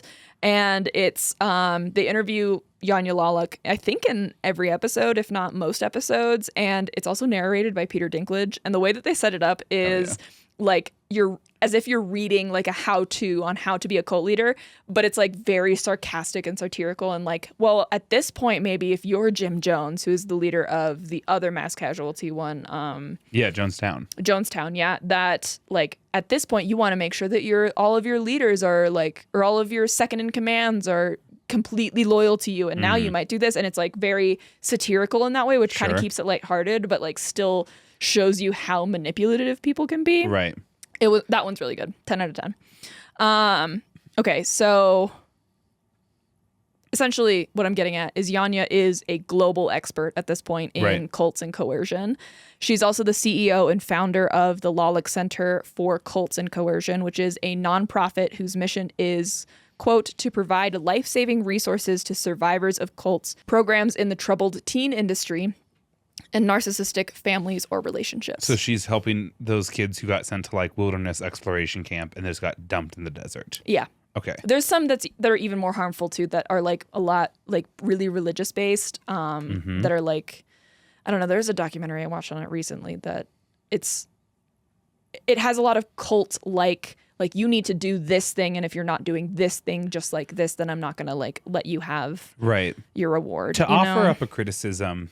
And I'm not fully up to state law, so perhaps I'm speaking with only half the story. But there was a push a couple years ago to ban conversion therapy in the States. And I believe Colorado banned conversion therapy. Conversion therapy is when you send your child to a quote-unquote therapist, kind of a term they kind of self-impose, with the idea of converting them out of an LGBT-identifying lifestyle and then to identifying as straight again. And I think the like more I've kind of truthfully been friends with you and learned more about like cults and things and these like wilderness punishment camps essentially for teenagers, than it is about anything. That like we shouldn't have just stopped at conversion camps, that like places where children are being signed away for intentionally emotionally and physically abusive situations. The troubled teen industry is horrible. Yeah, specifically to manipulate people who are naturally in a period of transition in their own lives. Maybe this is like my bleeding heart educator coming out of all of it, but I'm like, it wasn't expansive enough. No. And a lot of people already viewed the ending of conversion therapy as an infringement on religious rights to be as completely unhinged as they want to their own children. And the troubled teen industry largely has nothing to do with religion. Like most of the time it's like my child like keeps sneaking out at night and like going and smoking weed, and I would like that to stop. And arguably the really interesting thing about the troubled teen industry is it's not the teens that are a part of the cults. They're the ones that have to abide by the rules to survive. It's the parents that are a part of that cult. Right. Or get sold it. And they're like, it's a weird donut hole of like, this child isn't acting how I want them to act, but they aren't necessarily doing things to get them fully immersed in the criminal justice system. And so it's, And they have all full rights over like signing away their kids' lives, which is crazy to me. So anyway, she works with all of that. Sorry, we kind of get off on you're it. good. So she works with, great. Troubled teen industry victims. In an interview I listened to, the one that she gave in to Navigating Narcissism, Dr. Ramani, she gave that one in June of 2023. She mentioned that this organization, the Lalich Center for Cults and Coercion, I think, had just recently gotten its 501c3. So it's relatively new, meaning that I think that certification means that they can accept donations. And I think they're a nonprofit. They're also tax deductible. But she is recently retired from her like day job, essentially. And her whole thing is that she is like one of the main voices around this, and so she wants to make sure that her legacy lives on. So if you're interested in any of that, check out her website. She has her own website, and then the Lalich Center also has its own website. It's all very cool. I'll continue mentioning her like here and there throughout the rest of tonight's episode and next week's episode, but she's a really fascinating person. So on her bio, on her website, it says, quote, in addition to working with survivors and their families, she conducts workshops for government agencies, international intelligence agencies, private companies, educational institutions, and nonprofit organizations, and leads online psychoeducational courses for trauma survivors and mental health professionals. She has served as consultant and expert witness in civil and criminal legal cases. So if you would like to re-answer the questions I'd asked at the beginning, go for it. But here's her definition. Because here's what I'm going to tell you what Janja says. And of course, she is one expert, probably out of a handful of and her last around name the is globe. what? Lalich? It's Dr. Lalich? It's Lalich. So what defines a cult was the first question I asked you. Her answer, it's comprised of 4 key ingredients. 1, an authoritarian leader who is often narcissistic and often the founder of a belief system.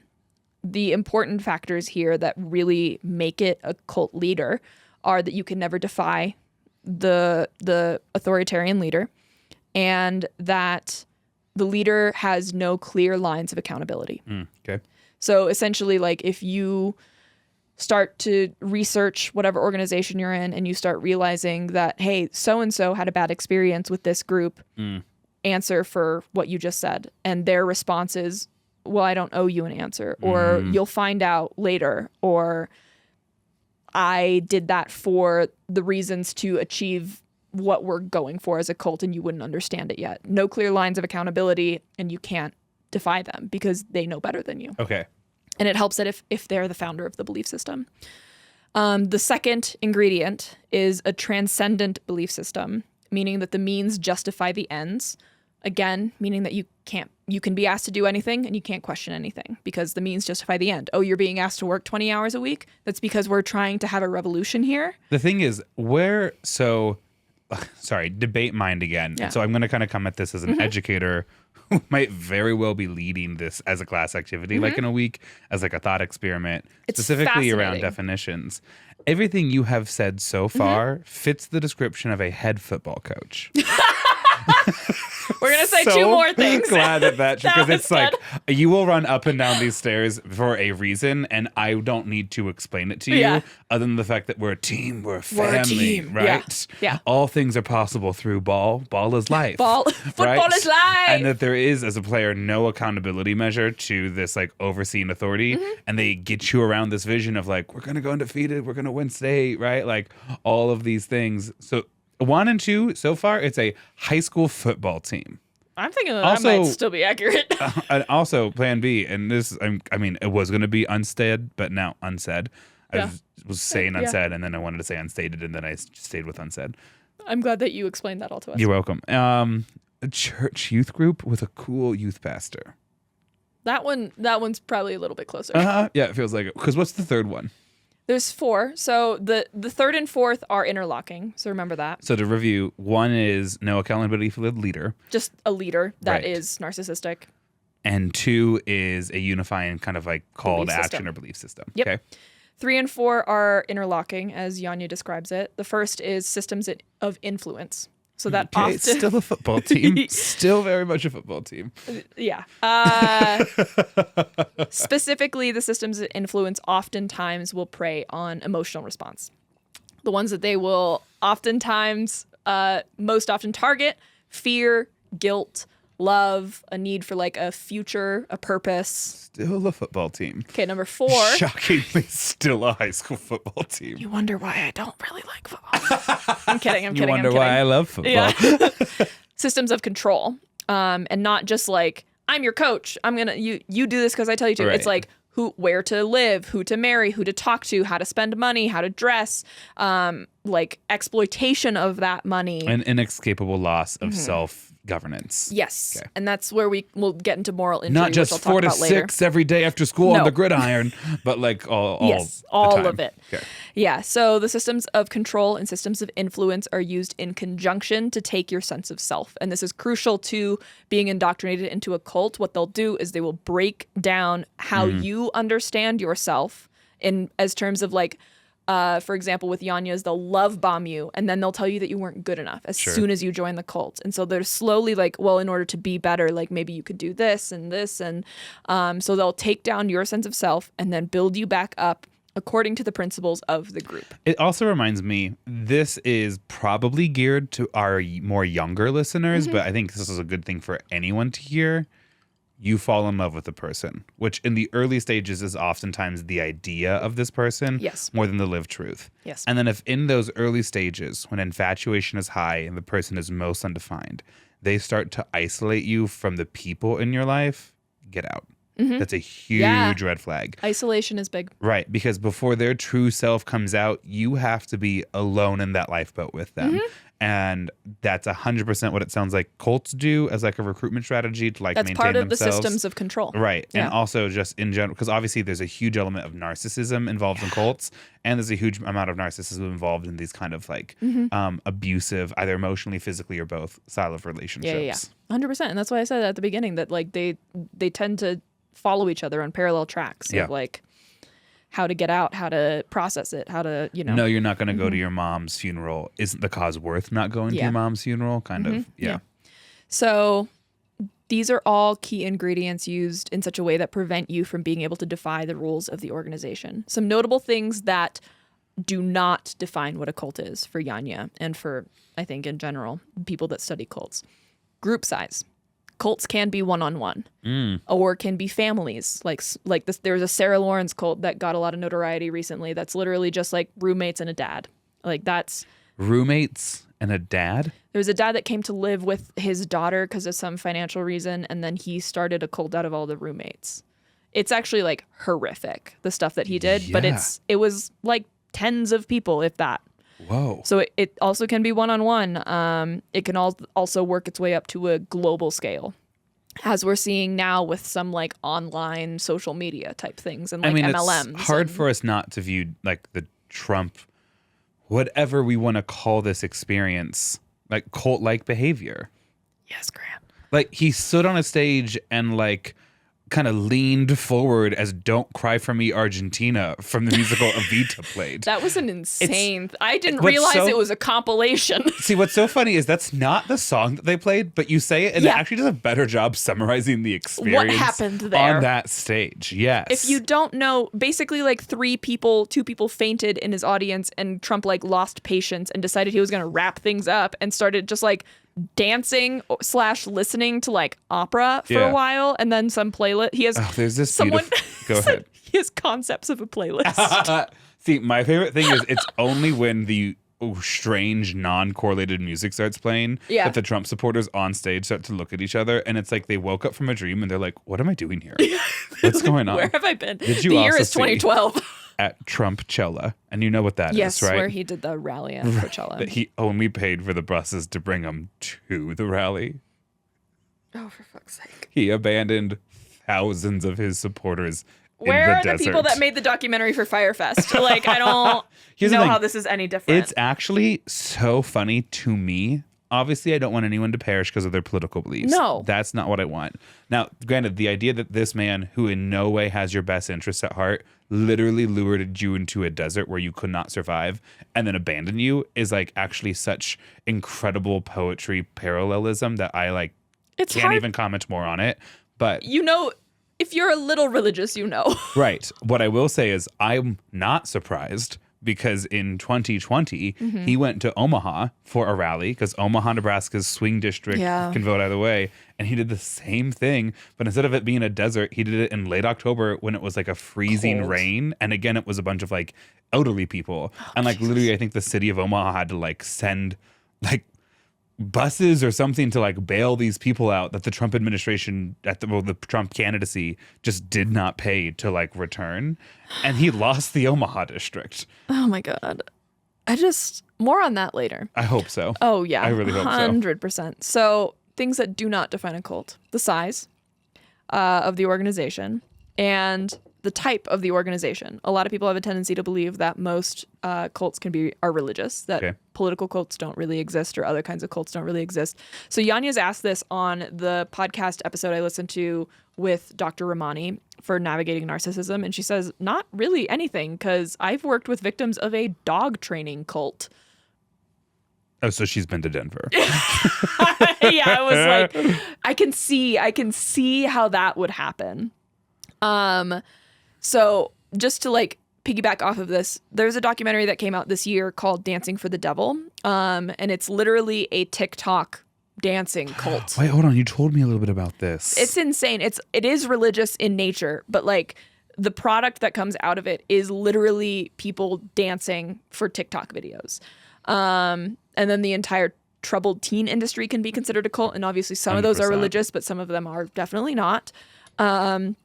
Dr. Lalich also specifically cites leadership and management courses as a very easy way to lure people into a cult or are a cult. It doesn't help if you're being forced by your job to attend one of these courses, because then that's a system of control that isn't even the cult forcing you to do it. Right. It's like your own livelihood. It's your own livelihood. Yeah. And NXIVM, for example, for those who don't know, is a huge cult, and there's a lot of docs and articles about it, but it was run by Keith Raniere and Nancy Salzman and began as like how to be a better person by processing your own trauma. And like it essentially is a leadership and management course that you can get sent to, and then before you know it, you're like thousands upon thousands of dollars deep, like similar to Scientology in the way that it's kind of structured. Yeah. But Nancy Salzman was a pretty renowned psychologist and did a lot of work while operating this cult on how to cure Tourette's. What? A lot of the tics that you form while you're like, if you develop Tourette's, are a direct result. It's like OCD are a direct result of trauma. Okay. And so by processing that trauma, you kind of lose those tics. And so What? there's actually evidence, there's videos in a lot of these documentaries as you follow these patients through Nancy Salzman's course. And these aren't people who are born with Tourette's, they're people who are developing Tourette's. Okay, I think that's a really crucial distinction. I think so We're too. not talking about medical Tourette's that you're like genetically born with whatever, but Yeah. like people who develop it as part of a trauma reaction response. to a trauma yeah, response. and like Okay. you can see over these videos over the course I'm of now her working. way more bought in. Okay, No, you're good. I'm like 99% sure that's the case. Yeah. But anyway, you can watch as some of the people that she's working with like lose their tics Interesting. and then become like spokespeople for NXIVM, which is a fucking cult. Can I get your hand real quick? That's a weird one to give me. Give me the one that's closer to me. So this will be holding an iPad. This will be what I do to like my sister or other close enough relatives that I feel like are savable. Like just say some crazy conspiracy theory. Make it up on the spot if you need to. I believe that the Beatles aren't real. Hey, no. Why would that be real? No. That's not right. Oh God. Let's take a breath out. Pull deeper. Because part of me wants to be like, you are on the precipice of something and I will be the grassy field you need to touch. But no. Remember what you just said. I just want you to Okay. remember what you just So said. then I'm going to say two more things if I'm remembering what I said. Like some of my other relatives who are a fixation on the right now, especially the alt-right and just the worst people you've ever met, is to target the transgender community. Yeah. And what I want to say to some of these people who are in my life through family relations, it's like, babe, you've never met a trans person. Like, how on earth could they be out to like ruin your world and poison your water and come for your children? They want to put fluoride in your water, babe. You're That's a only good. hog farmer in southeast Nebraska. Why would you be on the radar? You would never meet any of these people. like just kind of why does it matter? take a muscle relaxer and like chill the fuck out. Like beyond the like, because I'm like, you seem so worked up because your like sense of righteousness has been pinged. Yes. But it's like, what? Why? What? Like how? Babes. How did your body get to this level? And so that's why I'm not joking. I'll like to my sister, who is lovely, but is different than me in a lot of ways, and she has family is family. Family is family. Sometimes they'll just say the craziest and shit. she has a great worldview a lot of times, and she has a heart of gold, and I can say that because I see her 5 times a year because I live in a different state, and I don't necessarily get the day-to-day. But there are times where I'll just kind of take her hand and I'll be like, no, that's not right. Like why would that even be true? And you know that. Who like I'm letting you know in the least judging way possible, and that this hasn't changed my love for you or perception of you at all. That this thing that you're worried about, you can just let it go because it doesn't exist. And that's obviously not a solution to everything, but it's actually like following a lot of what I'm about to talk about with Janja, really? About what to do when you are worried about someone. Yeah, just like, hey, there's no way that could be. I'll talk about it because what I want to really say. This is the last thing. I'm sorry. I'm kind of like circling on this right now. I have done, listener, a much better job holding back my opinion so far in this episode than I thought I was going to. I love it. But what I oftentimes, and like I use my sister as an example because I love her and I can because she's my sister, but like there's lots of people where it's like, why would that even be true? Like who would want that to be true? Also, and the person who wants it to be true, do they have that kind of influence or power? Also, like, why, babes? Right. Like to influence an American election when they don't live here? That's crazy. Or like, I hear what you're saying, but also like, why would Democrats who represent congressional districts in Florida create a hurricane machine and then send it at a state when Texas is right there? That's obviously love when they do a little witchcraft. But it's like I'm not necessarily trying to be like destroy Texas. What I'm trying to be is like I appreciate your sense of like righteousness and wanting to defend what is good in the world.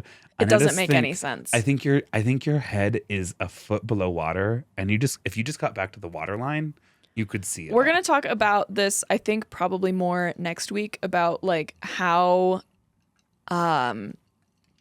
systematic oppression has affected how people think now.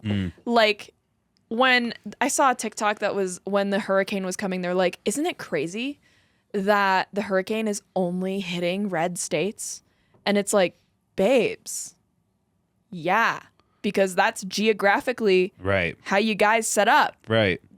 Also, Georgia voted blue, has 2 U.S. Democratic senators, and North Carolina's purple, right? Like, and that's not like the congressional districts around Tampa and Florida that got hit by both hurricanes aren't blue, you know? And also, like, it's sad that everything has to be about political cause and political opinion. Like, it's not. And it's affected a lot of like cultic thinking, especially in today's age. And with that, there is an episode. So we're back to it. So we just talked about NXIVM, Nancy Salzman, Keith Raniere. If you're interested in that, 10 out of 10, watch the documentaries, listen to the podcast. It's fascinating. And then message me because I would love to talk about it. And also kind of journal a little bit about your experience in high school football. Was it a cult? Let us know.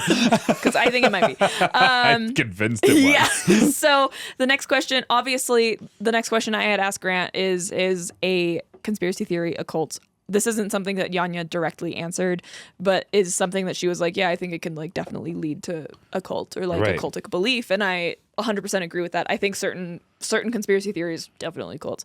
Others that are like a little bit less inflammatory, maybe not, but some of the big ones are. And we'll talk a lot more about that next week. Okay. Yeah. Did you see what RFK Jr. retweeted recently? Oh, for fuck's sake. What did he do? So I'm going to start this first off with a little story, like a joke to like make us feel better about the fact that we're about to hear more about RFK Jr. I really hoped that he was gone with a brainworm. Which literally every single thing I have learned about RFK Jr. Against my will. Yes. 100%. Got from the internet, but I've never sought out any of this I was information. really hoping he would stay in the election longer to split the vote some more, but that's And this fine. is what's so great about teaching high school level speech and debate kids who are curious about the world and like eager for social approval and are just kind of always riffing. So they started off today talking about the brown bear incident, right? That you know what I'm talking about, right? That RFK Jr. was involved in. Google it. It's crazier than I could describe. It's not even worth reiterating. And then a child today kind of yells. This is after school, thank God. But they yell, "Hey, mister, did you see that RFK tweeted he's not going to pick sides on 9/11?" That was my reaction. And I was like, what? Of all the crazy takes you could have, that is what. And then he shows me the tweet, and there's like 2 more sentences after that tweet. I want to know the publicist that was like, yeah, post it. He doesn't have a publicist. Oh, I hope not. But like he legitimately says in the tweet, I'm not going to take sides on 9/11. And what he's trying to say is, I'm not sure if it was a real attack against America or if it was a conspiracy theory. And then the last line is like, but conspiracy theories thrive when the U.S. government lies consistently to the American people. And it's like, yeah, yes. But also like, I don't know, maybe I got to do my own episode on like public records and the level the government is not lying to you. Unless, of course, you're reality winner, in which case they 100% were lying and you were. We're going to talk a lot about how I've they're already lying done this and episode. then pretending that they're not. Yeah, that's crazy. Gets back to the story, Maya. What are we doing waiting? I hate you. I'm going to punch you. So now that we're back from the break. So the next question I asked, I think, is like, who is susceptible to being in a cult? And then what is the draw? Right. Right. So first, let's talk some facts. Between the 1980s and 2023, 2.5 million Americans have been pulled into cults of various sorts. And there are actively, in June, I believe, of 2023, 3,000 active cultic groups in America alone.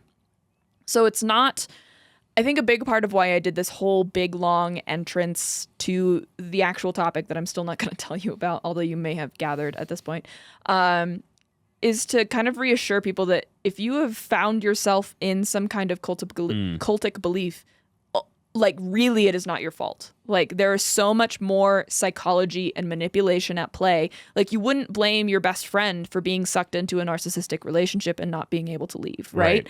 Like maybe they have kids, maybe they have finances tied up, maybe they have a whole like other family situation that's preventing them from leaving. There is a lot that goes into being pulled into a cult that does not, you are not the perpetrator. You are the victim. Like these things are actively working against you, right?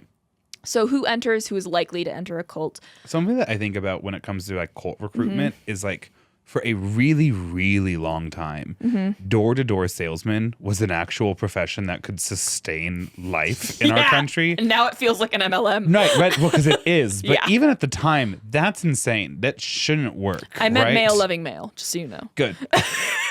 And their vacuums and now their kissing. Inside you is 2 traveling door salesmen. One of them wrote the play Death of a Salesman. It's always a little gay theater reference. No, it's like what I'm trying to say is door-to-door salesmen worked because, there are mechanisms that you can use from one human to another to convince them. And that's why, like, a common plot device was like, husband comes home and is like, what do you mean you bought a food processor from the front door today? And she's like, well, it has 18 different gearheads or whatever, right? Like, there are ways to get you to do things that in a vacuum, otherwise LOL. You wouldn't do. Alexis, right? But in that see moment, you. I hope you learned a lot from having that vacuum salesman in your house for several months. Okay, so this topic. Do we say her name or do we keep it anonymous? We say it. She texted me today because she heard it. It just published today. So this is a topic we'll continue to elaborate on. But Dr. Lalich says there's a misconception that victims tend to be stupid and lazy. If anything, she argues, a common thread between victims is their sense of idealism, that they're hoping for a better future for themselves, for their family, for their country, for their political system, for for their dog, apparently, like any number of things. Cult leaders do not want lazy and crazy. I love the alliteration there. I do too. Like, I know I'm not supposed to say crazy anymore, but lazy and crazy is just beautiful. And also I feel that. They need people who can perform and succeed. They need people who are going to be willing to do the work for them, because ultimately a lot of like physical cult leaders are not like, let my cigarette for me, you know? I wonder, maybe you're answering this episode or next episode, does America see more cults than other countries? That's a good question. Because a lot of the things you just named as things cult leaders look for are things that are specifically praised in our culture. A hustle culture, a better than everybody else, but also the sense of like idealism, wonder, and possibility, right? Like, it's really possible. I don't know. I didn't do a deep dive. Yeah, I as a can person for next who's week, though. traveled internationally, been fortunate for it. Like, it is something that I really do love about Americans. There's like this like go-getter, like kind of golden retriever energy that we have, that we're chasing after the car, right? But it also sounds like it might make us more susceptible into cult-like behavior. Yeah, I think so. I think that's probably true. I'll look into that for sure for tomorrow. Another big thing of people that are susceptible to being drawn into these cultic societies and cultic belief systems is people who are going through a tough time or a transition period in their lives. Because you become inherently more vulnerable in those situations, and you're more likely for someone like, well, if you do this, like, I can make sure that you have whatever. Support groups exist for a reason. People rediscover religion when they go through specific traumatic events. Yeah. And maybe that is a calling. Maybe that's how you believe, understand it. I'm just saying, like, people seek out the comfort of others when they are in crisis. Exactly. So why stay in a cult? As Janja Lalich said, systems of control and influence. And I'm going to go over some very intentional pieces of, what is it? Not verbs. What's it called? When there's like a specific phrase. I'm going to go over some definitions of certain phrases that Janja Lalich specifically uses in a lot of her writing. And then I'll probably end up referencing them, or Grant will reference them as we talk about it. You're going to teach us some terminology. That's the word I'm looking for. I was trying not to like mansplain and just I couldn't think of the word. I was like, there's a word there. That's why I let you give me three more sentences on that. God, okay. Anyway. Philosophical. Stanley Tucci. That's the one I really needed. Okay, so who we all need. So the question that I'm like answering through some of Janja's words that she's given us through all these interviews: why stay in a cult? So the systems of control and influence. Those have a big hold on like who you are, who you identify as while you're in the cult. So that's why you stay. But the big thing is through indoctrination. These are two big pieces of terminology that Janja uses. We reach a, quote, bounded choice. And that is, I think, something that she developed as a terminology. She rants a lot on some of her interviews about how brainwashing is not, like, acceptable to use in court. Like, people don't believe that brainwashing is real. And so psychologists and people who are experts in coercive situations and cults can't use it. And so they're finding ways to talk about it without saying brainwashing. And bounded choice, specifically, she uses these two pieces of terminology in conjunction. Bounded choice in a self-sealing system. So essentially, you're in an echo chamber already. So everything that you're saying is going to get echoed back at you, all of your opinions and everything. You're not hearing any external input while you're in some of these cults, or like high control organizations, as she also refers to them. So someone from the outside can see a clear exit for you. Like, we're listening to Janja's story and we're like, you could have left. Like, you could have gone to like your aunt. You could have gone to wherever. You could have figured it out. But like, while you're in that system, you don't see that as a realistic option for you. So that's bounded choice. Because this puts you at the mercy of the leader or at the mercy of the organization. While you have choices, these choices are constrained by your belief system or by the constraints put on you by the cults or the leader or the organization or whoever.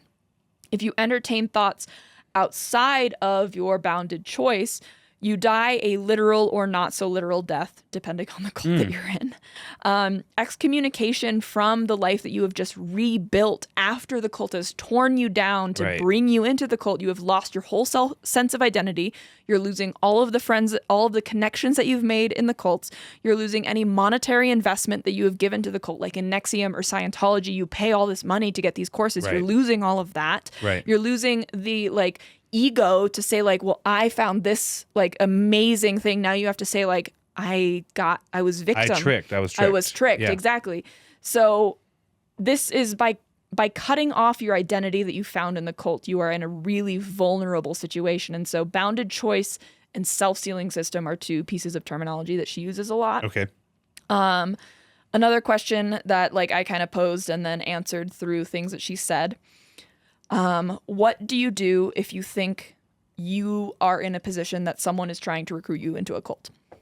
So be suspicious of an organization or a person if, one, there's a lack of transparency. Like if you're like, where are you getting your money from? Or like, where are you getting these rules from? Or why do I have to do this? And you're not getting a clear answer. You're getting like, we'll come back next week or pay more money or whatever that, be suspicious. Two, if they're asking you to change your identity, where if they're asking you to change how they refer to you, if they're asking you to change how you personally identify, whether that be religion or gender or whatever. The Twin Flames University is notorious now for having people literally get sex changes. Right. So that they can match heterosexual couples up in their organization. If they're asking you to change your identity and all at all, it doesn't need to be that dramatic, obviously. The third one, if there are any rewards for recruiting, so like in a pyramid scheme or an MLM, if they're like, well, you'll get all of this, you'll be in the top 1% if you can only recruit 10 more people. That's another thing to be suspicious of. Paying money for information, like in Scientology or NXIVM, will answer that question once you get to blank level in an organization. Another one, you are asked for little, or you are asked to work for little to nothing, which is called labor trafficking, which is incredibly common in cult organizations. I'm wondering where that term came from. Yes. Okay. Labor trafficking. And also to remember that just because someone that you know says, hey, join this organization with me, does not mean that that is not a cult. You are most similar to being murdered. You are most likely to be recruited to a cult by someone that you know, whether it's a friend, family, coworker. Because they're recruiting for the cult, and they are going to the people in their lives first. Yeah. They're the most comfortable with you. The person most likely to sell you essential oils already knows you. Exactly. Just like think about when you talk about friends in high school, right? That you're like, oh my God, can you believe so-and-so joined an MLM? Do you know who finally made that joke accessible? Who? Bob's Burgers. Yeah. Where Gail goes, Linda, essential oils will ruin your life. And this is peppermint. Yeah, and she like can't stay away from the peppermint oil. She literally loses herself. And then this one is not directly from Janja. She recommends it in another sense that I'll get to in a second. But if you're worried that an organization that you're joining is maybe cultic in nature and you have the means and you have the money or whatever, hire a PI for them to trace where the money is going and coming from. Unless, of course, you believe it poses an immediate risk to you, if it can be traced back to you. Scientology, definitely don't do that. They definitely have the means to trace it back to you. Can I ask, does she provide an explanation as to why, if you think you're in a cult, you should hire a PI, as opposed to if you think you're in a cult, leave? If you think you're getting recruited to a cult. Okay. She also doesn't say hire a PI if you are in a cult. She actually says hire a PI if you're worried someone you love is in a cult. What I'm saying is hire a PI if you're like suspicious of an organization and you're like really getting into it. The other thing that she directly says is do your research on the organization and the people involved, if you know those names, obviously. And then be wary of another terminology, cult apologists. So I can't remember the name. It was like Margaret. It's not Margaret Sanger, because that's the person that you cover. I think it's Margaret Singer. Like episode 10. Yeah. Like the invention of the pill. Yeah. I think it's Margaret Singer. Janja's mentor, when she was getting deep into this kind of research, her mentor was Margaret Singer, who did a lot of the early work in psychology for these cults. And she also testified in court a lot. And these cults were kind of getting torn down in court. And so I think what a lot of cults realized is that we need someone on the inside. Okay.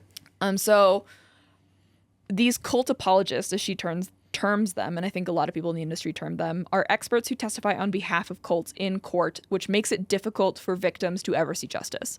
Essentially, especially with religious cults, they'll come up with excuses for the way the group operates, and it'll be published online to prevent you from being suspicious. If you're like, is such and such a religious cult, or is such and such a cult? It'll be like, no, this is religious freedom, or this is like freedom of speech or whatever. And so be wary of those kinds of people.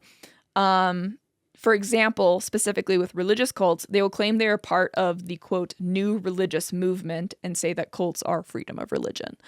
And so, like, just be aware of that. Which, kind like, of thing. that's such a hard line to draw because there are, like, small independent churches based around, like, a pastor who has an interpretation in this country, usually of Christianity or some Judeo-Christian belief system. Yeah. And that has followers, and they're full of good intention. And they really do circle around this idea around what it means to like worship and be a follower of Christ and things like that. But it's so hard legally to draw a distinction between these like small independent congregations and cults. And what's even harder then is like, and I think this is going to maybe surprise some of you what I say next, but it's like we can't prescribe what is acceptable behavior for these small independent congregations. Like, do I think the pastors of mega churches should have private jets? No, I do not. I think that's an abomination to the religion I was raised in. Yes. Even if I'm not a follower, I remember several of those lessons. Yes. But I also believe it's inappropriate for a government to dictate to these followers what... You can't do that. Right. And like how worship is supposed to happen. You can't give money to your I church, think maybe the purchase of the jet should be taxable at that point, but I can't necessarily dictate as good or bad. So again, then now we can't evaluate the behavior, so that then takes another like marcation point away from us from determining this is a quality or just an independent church with their own federally protected belief systems, and this is a labor camp working to sustain the lifestyle of a select few in a highly emotionally and physically abusive situation. It's a hard line to draw in the sand, but that's something like if you are in a situation where like a good friend from Facebook has reached out to you and is like trying, like I'm at this great study group or something like that, and you're worried about that kind of thing, like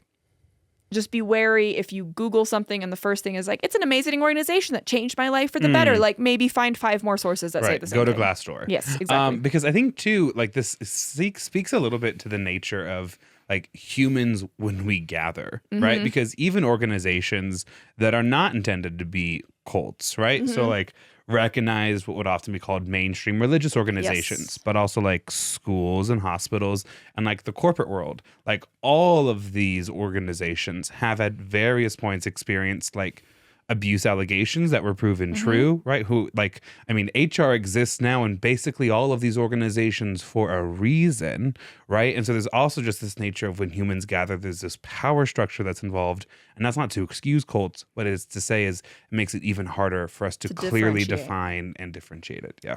So it's really hard, especially if you're in it, but it could be less so difficult if you're watching someone else get in it. So if you're asked for Janja Lalich, what would you do, or what do you recommend if you're worried someone you love is getting involved in a cult or is involved in a cult? She says you should be suspicious if they're disconnecting from their family and friends, if they're not engaging in their hobbies, if they're giving money to strange things to their own detriment. So a lot of, due to the similarities here, as I kind of mentioned before, a lot of these things that I'm about to say also apply if you have friends or family that are in narcissistic romantic relationships or abusive emotional relationships or physically abusive relationships. So just take that in mind. She recommends first and foremost hiring a PI. She also says, this is another piece of terminology she uses, the shelf metaphor. So what she says is, she actually brings this up when she's talking about her own experience in the DWP, when you have a shelf, and imagine it's like a floating shelf or something like that, and you keep loading things onto it. Eventually, one more thing is going to collapse it. Right. So just keep planting things on that, keep planting seeds of doubt, as she says, onto this shelf. And eventually, like, you don't need to force it. You don't need to like karate chop that shelf. You just need to keep over time saying like, well, that doesn't make sense. Like, why do you think that is? And like keep planting those seeds of doubt until eventually that shelf collapses. And I'm guessing part of her advice too is like, despite your own personal opinions, maintain yourself as a safe avenue. Because if they feel judged by you, they aren't going to turn to you to get out of it eventually. Yeah, and we'll talk about that more in like just a second. But so that shelf is, in the metaphor, the victim's belief in the cult. the really key thing, like Grant mentioned, never cut them off. Do not confront them on the matter, and instead have what she calls critical compassion, which is another piece of terminology she uses. So critical compassion, if you think about the words, it kind of makes a lot of sense. One way or another, the person that you're worried about believes that they are doing something for their own good or for the good of people around them or their politics or their worldview or their future or their afterlife or whatever. Like they're probably very idealistic, as Janja said, that most people tend to be very idealistic that join cults. So understand that your goal is to stay in their lives and continue to remind them of the person that you know that they were or are. If you, the person on the outside, cause too much trouble, understand that there is a non-zero chance the person that you are worried about will be told by their cult leader, by their like friends in the cult or whatever, to cut you off to preserve their future in the cult. So understand that you need to kind of play it as neutral as possible with them, while also continuing to like try and be like, oh, I don't think I understand what you just said. Can you explain that some more? And like try and have them critically think as you're planting those seeds of doubt on their shelf. You want to be the person for them that they have a soft landing on, like you said earlier. Like you want to make sure that if they start breaking that shelf. Sorry, if you guys are looking at me checking my phone, I am making many notes during this for for Patreon, for my own class. Like I feel so honored. So many things going on. So you want to be their safe landing spot. If they start having their own doubts, if that shelf breaks for them, if they don't think they have anywhere to go, like Janja did when she realized she needed to get out, if they don't think they have anywhere to go, they're going to stay there. So you need to be that person that they know that they can come to, like, hey, I am out of a place to live. I don't have any money. I don't have a car. Are you okay? Like if I sleep on your couch for a couple months while I get my life back together. They need that in order to feel comfortable to escape. So you need to make sure that you do everything in your power to maintain contact with them. And depending on the cult, depending on the relationship, that's not always possible. Obviously depending on the style of relationship or whatever. But like if you are worried about someone, that is your goal, to stay in their lives. The other thing that she recommends is to remind them of the good times. So send them postcards from family, like send them I think the direct example she gave is like, give them a postcard from Aunt Karen, and then they read it and they're like, oh yeah, Aunt Karen was always really great. Or send them their favorite cookies that they just made, that you Way just to made. Rehabilitate Karens there, by the way. You're welcome. And then like if you always do a particular activity with them, invite them to do that activity so that they, even if they don't accept, that they remember the good times that you guys had together. Always there. Yeah. Exactly. So recovering from a cult. I will circle back to this for sure and add more stuff to recovering from a cult. But this is kind of what I got from Janja. Obviously, there is a huge, like almost insurmountable difference between people that are recruited to a cult and people that are born into a cult. So, for example, some people, especially if you're born into a cult, they don't know their real names. They don't have a birth certificate. Oh, wow. They don't even know how to go about getting a GED. They don't know how to get a driver's license. They have a really high chance of ending up unhoused just because of the nature of their upbringing. They don't have the knowledge to operate in our society. Do we have time for an anecdote real quick? Yeah, sure. There's this quote from a Republican political operative up in Montana. Montana recently passed a voter ID bill intending to drive down the voting of certain demographics. And what they are finding is the demographic they were trying to stop from voting almost always has a government ID for whatever reason. Like they need to drive or, you know. The demographic that is most likely not to have an ID is the kinds that are very, very like ultra conservative, want to see the end of government, who like live in the how woods. dare the government know about me? Correct. Who's like the home and car is registered under their wives' names. Yes. So they are completely without any identification. Unabomber who? Right, exactly. Yeah. And beforehand they could like vote by mail. Yes. And now they can't. And they were like, it might cost us a couple thousand votes. And in a state like Montana, where it's not a huge population, it could. And of course, I'm now like wish casting for John Tester, but I'm like, please let hubris be the issue. Little Icarus flew too close to the voter suppression sun, and now they have 6 more years of a Democratic senator. Please. In my hot girl walks, when I'm not thinking about the good things I want to have happen to our friend group, I'm thinking about John Tester up in Montana. I got men on my mind. But we were talking about cults. We were. So recovering from a cult, obviously there's a huge difference. The big thing that Janja recommends is psychoeducation. Both Janja and Dr. Ramani, and I would refer to her by her first name, but I can't remember it, so don't come at me for that, recommend psychoeducation. And that Dr. Ramani directly asked Dr. Lalich, like, what is the likelihood if you have been in a cult that you'll be pulled back in? And Dr. Lalich literally says, like, it depends on the work that you've done after you get out. If you have not done the like emotional work to process everything that happened to you in the cult, the chances are relatively high. They call them cult hoppers. Like, it's a real thing. Isn't that true about everything in life, though? You know, until you've done the work to confront the devil in your own closet, it's right? True. And like your own bad behaviors, or not even like behaviors you wish changed about yourself. Like, and there's also like, we all have friends that end up in like narcissistic, horrible relations. They're always like, I choose the worst men. It's like, yeah, babes. Or even if it's, let's say the relationship's not narcissistic, but they choose the same kind of person over and over again, right? Or it's like they're at work and they're taken advantage of in the same way over and over again. And the hard thing too is that both of the doctors in the Navigating Narcissism podcast say that a lot of therapists don't know how to accurately deal with victims of cults and coercive relationships. They'll say like, well, like even my therapist, like I have dealt with a narcissistic relationship, but it's a little different. Like they'll be like, well, what do you think that says about you? Or like, how do you think you contributed? What do you think you could do differently and stuff like that? And a lot of times in these situations, that's not the fucking case. Like you need to be like, you need to be told point blank, it's not your fault, like over and over again until you like process it. Right. Until the personal shame you're holding on to it is small enough for you to move to the next step, to think that there is a next step or that you deserve to be at that platform. And that's not to shit on therapists. I think a lot of therapists, like, that is a very beneficial train of thought. Like, okay, maybe I am not always the victim. Like, that's really hard.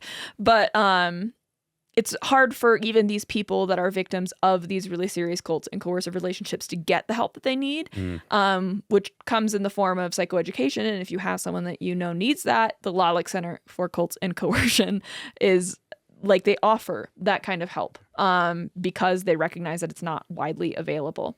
So like I said, when discussing if a previous cult member is likely to be indoctrinated into another cult, this becomes way more likely if you have not done the psychoeducation to process this. This is known as cult hopping. Processing, quote, moral injury, which is another terminology that she uses.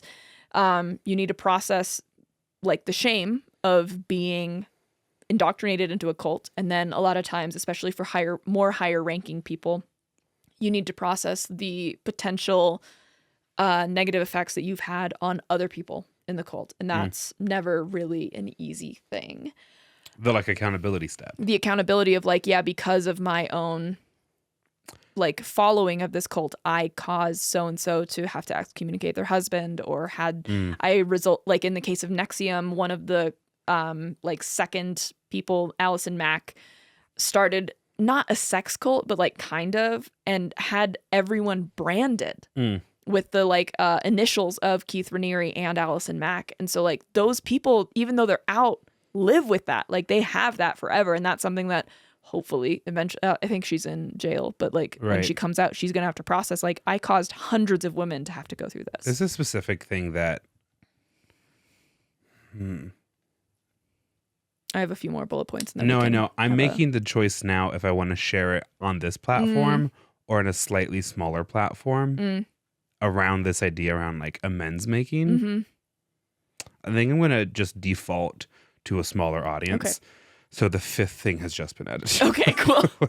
So other things that you need to do while recovering from being in a cult or a coercive relationship is relearning how to be a human. In some cases, how to get a bank account, how to manage your own finances, how to talk to other people about non-cult related things, dealing with some of the alienation and shame around like your involvement in the cult, or maybe like you've excommunicated certain members of the family that now you have to like reestablish that level of communication.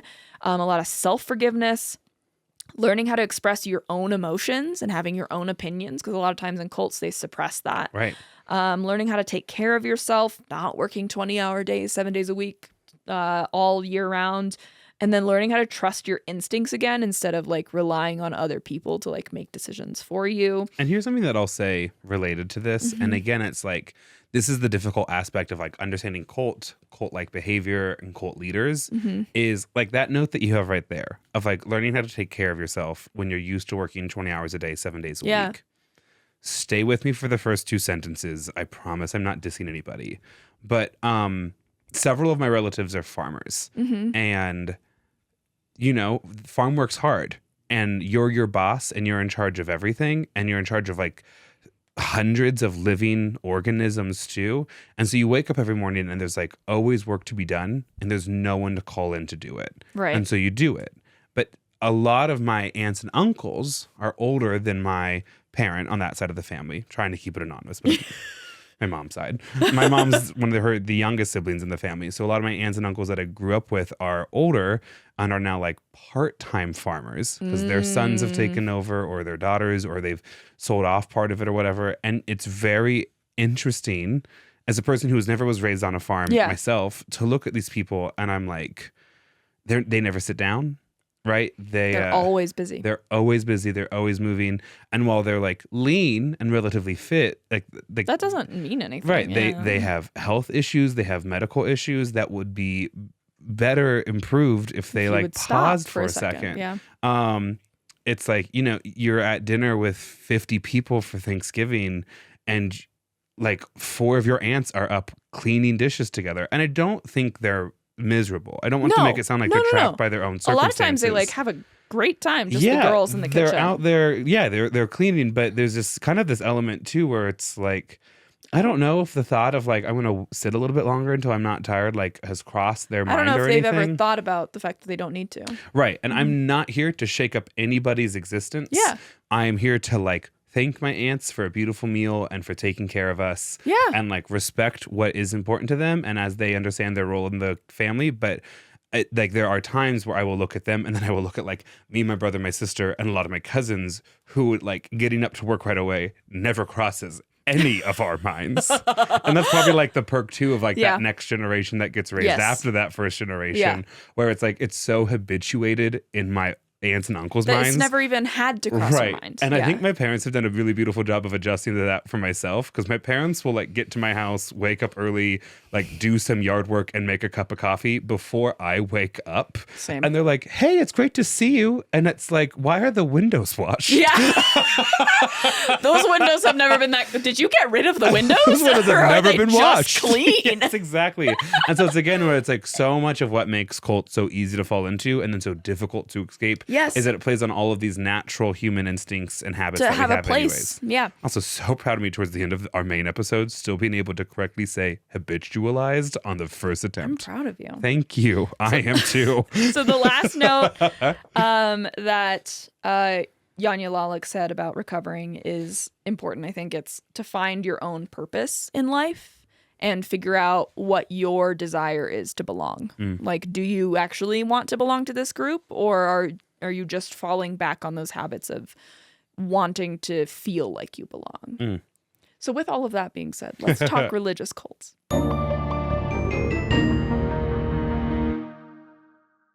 There's a lot of them.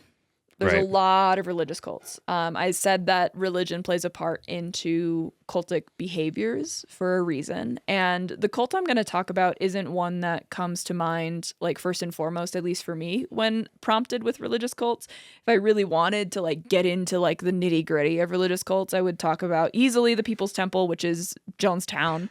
I'm laughing a little bit because I know what we're trying to work towards, and so we'll get there. So I'm like, really interesting stuff's happening right now, not the direction I thought this was going. I think you're gonna love the connection. Okay. So I would talk about the People's Temple, which is Jonestown, right. One of the mass murders, essentially. Mass casualty events, casualties, I think is the word that gets used. Mass casualty events. And then Heaven's Gate. Those are two of the big ones that happened in like 70s, 80s-ish that are both mass casualty events. If you want to look more into them, be warned. Pretty graphic stuff. Yeah, pretty graphic. For example, for the People's Temple, if you ever heard the phrase, don't drink the Kool-Aid, that's where that phrase comes from. That Kool-Aid had cyanide in it. Just so you know, that's where we're getting. Say that again. The Kool-Aid had what? Cyanide. There we go. In them. The Kool-Aid had cyanide in them. In it. I don't know, whatever. Just a deeply dark chuckle there. It had, it's fine. Here's the thing. No, there's a certain element. I mean, there's a full element that I understand, and it's this element. One of my students came into class today. I have a wonderful, beautiful, gorgeous, smart, intelligent co-teacher who is a couple years younger than me, but also a gay guy. He's a black gay guy. So we have these like great like banter back and forth. His racial identity is important for what I'm about to tell you next. One of my like seniors come in and they go, "Mister, did you hear what Trump said the other day?" And I said, "No, what'd he say?" And they go, he was on stage and he goes, quote, "These lights are so bright, I can't see anyone. Well, I can't see anyone but the black people." And my face made like 5 faces before I could like regain control of your it. facial muscles. Exactly. And meanwhile, my co-teacher is literally dying laughing, both from the line and watching me trying to like trying to process it, but also process it in a way that I'm trying to figure out is the most respectful. But my face is like, you know. Yeah. Yeah, so heard. So anyway, I want you to know when I am talking about a religious cult, the cult I'm about to talk about, I chose for a very specific reason because it's going to lead into what I'm talking about next week. Okay.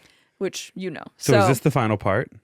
We're going to talk about this cult and then I'm going to do a brief like kind of transition to next week and then we'll stop. For today. You do such a good job with this kind of stuff. Thank you. But this cult, just because there's no mass casualty event yet, I guess, it's still active as of October 2024. Oh, okay. It's still ongoing. There's a lot of cults with really similar names. I'm going to start with this really quick anecdote.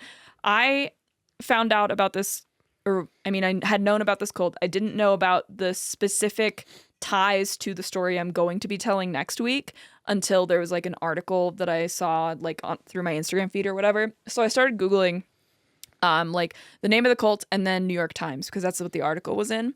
And I got 2 New York Times articles. So I started with the second one. And then I realized as I went back to the first one that some of the things weren't lining up because it's like word of faith and then word of life. They're both cults. Okay. They're both cults that I have known about for a while, but they have such similar stories. But they're different cults. They're different. Word of faith and word of life. Yeah. Okay. I'll tell you. Heads up. If you've been Googling things as we've said them in the episode, just beware search engine optimization is going to start changing what you get advertised for a while. Also, I'm like so scared to see what my search engine optimization is for the next couple weeks because of what I've been Googling. Hey. That's not real. Me in 2 weeks to Maia. Literally. I've been Googling some whack things and every time I'm about to press search, I'm like, okay. Crazy you're not using an incognito browser, which we all know is a lie and is tracking you anyways. But exactly. So we're going to talk about the Word of Faith Fellowship. Word of Faith. Word of Faith. Word of Faith Fellowship. When the church I grew up in had 2 twins that volunteered for basically everything, and they were wonderful. They were church leaders. Twin girls, faith and hope. Of course. Literally roles they were born to play, and they liked it. I was like, good for you. That's fine, but good Lord. Okay. Literally. So I'm going to talk to you about the Word of Faith Fellowship, not as I found it in the New York Times article, but as I had found out about it before, which is through a episode on a docuseries. She liked the band before they were popular. Yeah.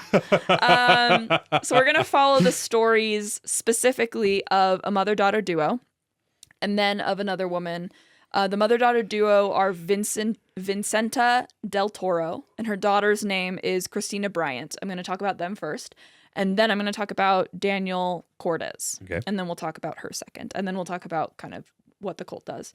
So at 17, Vincenta Del Toro had her 5 kids. At 17? Had the first of her 5 kids. Oh, yeah, okay. yeah. First of her 5 kids, sorry. Okay. Her and her partner were very pressed for money, and it deeply affected their relationship. Sure. This is 1989. Okay. I think she had already had her first couple kids at that point. Vincenta falls ill with an illness-induced hepatitis, and it takes 6 to 8 years for her to get back to normal. Whoa. Yeah, isn't that crazy? But at this point, she's working from home because her and her partner are pressed for money, and they can't afford like childcare. So she's staying at home all day, and so obviously that doesn't do good things for your brain. So she felt she got this illness because she wasn't serving God well enough, which is not great. It's not usually how medicine works. No. But I think her and her partner were religious already. And so probably some of that was maybe indoctrination at a young age. She starts going to Bible study in the 1990s. Her husband didn't really have the ability to join because he was the sole provider of the family. So he was like Always working. All the time. Jesus, Abby just texted me that she's going to a book signing for one of our favorite authors. Okay, fuck you. You live in California. Is it Sarah J. Maas? No, it's Rebecca Yarros for Fourth Wing, which is ironic. She lives in Colorado Springs, whatever. So the woman in this study group, there's a woman in the study group that Vincenta is joining, hands her a recorded tape from this church service that she's gone to. It's the 90s, so it's like, let me drop you a YouTube link, and it's a cassette tape of a sermon. Yes. Fascinating. Okay. Yeah. And so she attends the Word of Faith Fellowship, the woman who gives the cassette is like, I attend Word of Faith Fellowship, and it's a great church. So Vincenta listens to the tape, and she's like, I've never heard anything like this. Like, people seem really into it. Yeah, into it and faithful. Like, you can even see in the tape or like in the video recording that like people are like, the songs are really great. Like the choir is really great. Like it does seem like a really religious experience, like a really kind of ethereal experience. And so Vincenta feels this is her sign. So in May of 1994, she makes this 6.5-hour drive from Jacksonville, Florida to Spindale, North Carolina. Spindale has a population of 4,238 as of September 2024, according to New York Times. Word of Faith is oftentimes closed off to the public, but every few months they host a week-long seminar to like kind of invite new people into the congregation. So there's a week where you can join, and then after that it's members only. Yes, for a couple months until they do the next thing. Okay. Mm-hmm. So Vincenta, a real in-group, out-group kind of situation too mentality. Real sign that it's maybe a cult. But anyway, Vincenta learns a lot. Me saying that, but not with the terminology. Just like, there's a lot of isolation going on here. But I mean, I can't fault anyone for, especially being in the situation Vincenta was in, where like with past trauma and everything, she's like already thinks she's not serving God enough. She's like, a weekend Spindale will surely do it. So she learns a lot at this week-long seminar. There's a lot that's like any other church. Like they go to sermons. They have like the separate parts of each, what is it? The mass or service or whatever are the same, like song, prayer, sermon, song, whatever. But there is a lot about this church that's really unique. For one, the pastor is a woman. Oh, okay. Jane Whaley. That's a new name, right? Yes. Okay. A brand new name. I'm sure that this story and the story of Janja Lalich both have cults or high control environments with women at the head. Okay. And I think I tended in this situation to kind of gravitate towards them because I think they're like unique and fascinating. But once I started writing it, I was like, oh, this might give the wrong impression. So just to like give you an idea, and this is some of my neurodivergence and vulnerability talking. Okay. So, this is not a good indication of male to female leaders of cults. Okay. At all. Like, at all. This is weird, but whenever I learn about a new cult, I put it in my notes app. That is weird. Yep. You are right. Thank you. I have a running There's list. a Library of Alexandria of cults in your notes app. I keep bad poetry I wrote when I'm sad, and you keep a running list of cults. Yeah. I'm glad we both have our hobbies. So the interesting thing Well, is... doctor, she hasn't been herself lately. I mean, she learned about Word of Faith and didn't even put any notes down on it. We're really concerned about her. So the thing that I think like made me start doing this is that so many cults sound so similar that I was like, surely I've heard of this before. And then eventually I was like, I need to just start making a list so I know if I've heard of it before. So anyway, right now I counted, I have 27 cults on this list. Out of those 27, there are only 2 where there is one leader, and that one leader is a woman. And those are the 2 that we've talked about today. The working... Democratic Workers' Party and Word of Faith, Faith Fellowship. Okay. Then of the rest of those 25, there are 26 where there are 6 where a woman is listed as a secondary leader or a second in command. For example, Nancy Salzman, Allison Mack for Nexium. And then, or maybe like listed as an heir, like Tiffany Irwin in the case of Word of Life, which is the other one, not Word of Faith, Word of Life. Of the remaining, so we have 27, we took away 2 that are led by solely women, and then we took away 6, so that leaves us with 19. Right. There are 2 led by multiple men, so Okay. that's SLA with Patty Hearst. Okay. And then Jehovah's Witnesses, which if you want to come at me, you can. It's a cult. That means 17 of the 27 are led by one man. Okay. Just to give you an idea. I don't know, are you fighting for equity in this? Like, No, what's I'm just the saying, angle? I think given the election cycle that we're in, I don't need anyone saying, well, women in leadership positions are like emotionally manipulative or whatever, just because I chose to only talk about 2 cults that were led by only women. That's what I was getting at. I got insecure. Second time. Women can commit war crimes too. Exactly. 2 out of 27. So what would you call the podcast? What category would the podcast fall under? We would be really unique where there was... Actually, no. In this one, there is a secondary male. See, that's what I wanted to get on record. My official title is secondary male. I respond to the emails. Like every 2 days, I check the TikTok and Instagram. I write the episode descriptions. I popped off with my emoji use today on the Instagram post, and I'm secondary male. Why? Because I can't edit any of the video or audio? Yeah. Literally, yes. I'm going to go pee. I'll be right back. Okay, I was like, there's no way that we're done. I don't know what you're doing God, right now. no. Okay.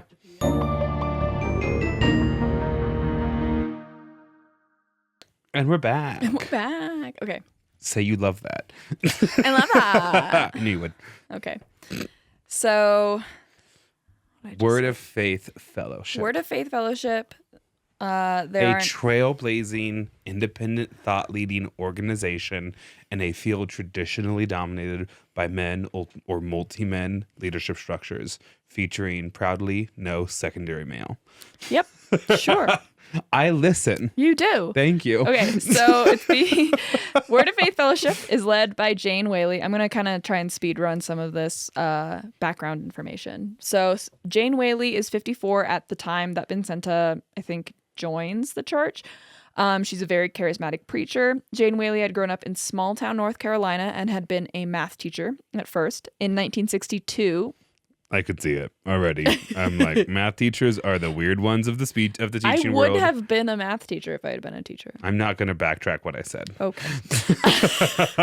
So the fact that you didn't is why you don't fall into this criteria. One of my best friends from work was a math teacher before I transferred schools. Yeah. But I stand by it completely. Yeah, that's fair. That's fair. So Jane Whaley had grown up in small town North Carolina, had been a math teacher at first. In 1962, she married Sam, who was an ordained minister at the time. In 1979, she receives a message from God to start a church, and Sam also receives a message.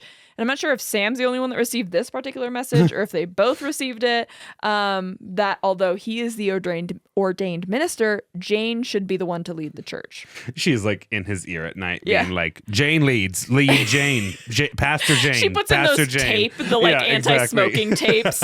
Yeah. It's just her being like, your wife should lead the church. She's the first person to program a Siri. I'm really proud of her. Probably, yeah. So they open the Word of Faith Fellowship in Spindale, North Carolina. It's a non-denominational church with a focus on evangelical teachings. Sam's role essentially becomes obsolete. He almost never preaches after this, and he would mainly just stand behind Jane during services. Eventually, Vincenta commits to the church wholly, and Christina remembers the transition to this new church pretty well. She's in the 4th grade at this time. She's the oldest of the 5 kids. Okay. Every service starts with an hour of prayer. An hour? Yeah. Sorry, I Additionally, just was raised Lutheran. So I know, same. Like 42 minutes is average runtime. And if it's Christmas Eve when they got to get 5 services in, babes, I've been to a 36-minute Christmas Eve service more time than I can count. And yeah. Put the pot on before we leave for church. It'll be boiling by the time we get back, kind of. See, I think this is why I relate to you, because I was raised Lutheran, where I'm like, yeah, the crock pot is going. You got to get us out of here. Our religious trauma is a little bit different than like the Baptists or the evangelicals or the Catholics or whatever. It's there. It's very but Midwestern. Yeah, 100%. It comes with sprinkles. Yes, it really does. Okay, so every service starts with an hour of prayer. Additionally, something unique to this belief system is that there's a demon for everything in this church. Not necessarily named, but they can affect every aspect of your life. So how you talk, how you walk, your health. So if you have a cold, you have a demon. If you have a stutter, you have a demon. If you're questioning Jane, you have a demon. Okay. So flesh is a demon. Me teaching. Sorry. So they encourage you to remove worldly things that could be influenced by non-religious aspects. So Vincenta little by little was starting to remove some of these non-religious aspects. Those kids are not reading life. Harry Potter. Gotcha. Yeah, not or watching the Smurfs, because that had witchcraft. They're also not listening to secular music. They're not going to public school. Vincenta literally takes all 5 of her children out of public school to homeschool them. There is an element to me, and I'm sorry, but there's an element to be like, that should be illegal. And in other countries that the U.S. compares itself to, specifically in Western Europe, the bar to be a homeschool teacher for your child, you should have like a degree or so something. High, because I think part of it is your child should be given the tools of media literacy and critical thinking before they commit to any dogma. Yes. And that's not a choice you're giving a 6-year-old. Exactly. And so Christina at this point is in her last quarter of 4th grade when she's pulled out of public school and homeschooled. And the biggest thing that Christina remembers is that there's a new way of praying. So while they're still in Jacksonville, Florida, Vincenta is like practicing this new way of praying at home. And Christina remembers like kind of being shocked by the amount of like yelling and moaning and groaning involved in this kind of prayer. So the Word of Faith Fellowship is known for their strong praying, which they call blasting prayer. Which, according to former members, the entire congregation will either together in a service, like essentially scream prayer while like pumping their fists and stuff, or if they're trying to get the demon out of someone, all do it at someone, which is why it's blasting prayer. So you just walk in, patient zero of flu season. Yeah. And everyone gets around you and then opens their mouth wide and breathes in and out. Yeah, which I'm sure spreads the demons. So not if you believe. No, right? No. This is a quote from, I think, one of the investigative journalists. Supposed evil spirits are warded off by church members screaming in the faces of those afflicted and by punching the air in a chaotic manner. As opposed to an organized manner of punching air. 1, 2, 3, 4. 1, 2, 3, 4. Yeah. You'll notice I'm slower. I don't go to CrossFit like she does. Exactly. So at some point, Vincenta brings all 5 of the kids up for their first church ceremony. Okay. Specifically the children's seminar. So you remember that she came to a week-long seminar. So now this is the children's version. And Christina, her oldest daughter, remembers being shocked by the blasting prayer. But at this point, she's 11 years old and just old enough to kind of adapt to strange situations. So she starts kind Just of adjusting and like Okay. doing what she's seeing other people doing around her. Do not judge Christina. If you attended youth group in middle school and You've cried because done someone else was similar crying, things. you Yeah. did the same thing. However, in this documentary that I watched, or in the docuseries episode, she remembers like almost in tears that at this point her 2-year-old brother was not as easily adaptable, and so he starts kind of like hysterically screaming and crying, which the rest of the church kind of takes to mean that he has devils in him. Demon. And so he gets blasted with the prayer until he passes out while he's covered in sweat. Because he's just screaming the entire time. And Because he's terrified and and, they're yelling everyone's at the yelling at baby. him. Yes. Yeah. Yeah. So back in Florida, Vincenta starts really isolating the family from... So they're based in Florida? I thought the church started in North Carolina. The church is in North Carolina. Whenever they go, it seems like they try and go twice a month, maybe, to a service. From Florida to North Yes. Carolina? Yes. But they don't live there. They live in Jacksonville, Florida. Yeah. Even still, that's 2 states away. Oh my God, yeah. 6.5 hours for a church service is insane. Oh my God. They're doing that twice a month? That's what they try. I'm not sure how often that Okay. happens, but that's what it seems like Vincenta was trying to do. Vincenta really isolates the family to keep them, quote unquote, pure. She wants to make it to the church, physical church, once or twice a month. Christina's education essentially stops when Sure. she's pulled out of public education. So she's really scared that she's not going to get the education she needs. I think there's some family trauma in that because I think Vincenta was in a similar situation where she didn't get the education that she needed. And so she's like, I don't want to turn out like my mom, like in the most loving way. Right. And so Word of Faith Fellowship offers a free education to members of the church, and it's offered at the church. So the school is like basically connected. Are we using the word school with air quotes? Okay. There's a principal, and I mean, they teach things, I guess. I don't know. Yeah, school with quotes. The superintendent is Jane Whaley. So, Of course. Yeah. Of course. So at 15, Christina leaves home in Jacksonville to live basically with a host family so that she can get an education. Because she's And her mom's like, yes. Mhm, her mom's like, But absolutely. 15, that's like 4 years of schooling that she missed. She missed. Yeah, Okay. exactly. So Christina is like so grateful to the church for offering her this free education. And then a year later, Vincenta finally convinces her husband and the rest of the family, the 4 other kids, to move up. But 6 months after they make the move to North Carolina, Vincenta's husband, Christina's dad, vanishes in the middle of the night and abandons them. And they don't refer to Like him. not a cold case. Like No, like he's leaves, like, abandons the I'm family. not doing this. Yeah. Which honestly, like, I can't blame him, but also a shitty thing to do. I mean, with kids, I can blame him, but I also Yeah. would say, like, I see the line of thinking. I get it. Yeah. Yeah. And it seemed from the start he was never in on it. in on it at Yeah. all. It seems more like Vincenta was like, no, like really, like you should do this with me. It doesn't seem like he ever went to church with her before this, Sure. or if he did. Well, it was they maybe are once. coupled at least by 17, perhaps sooner. So it's like, they met as kids and now they're they're in stuck their together. 30s. Yeah. Yeah. Especially because they had kids so young. I'm sure they got married like a shotgun wedding. Or Right. something like that. Yeah. Or, I mean, they've now spent more than half their lives together, but it's like that most important stage of development from like Yes. birth of personality to like emergence of final personality. And it's, yeah. So Vincenta and her 5 kids are now in Spindale, North Carolina. And now we're going to talk about the other family I mentioned, the Cortez family. They arrive in July of 1995, so this is probably way before, I think.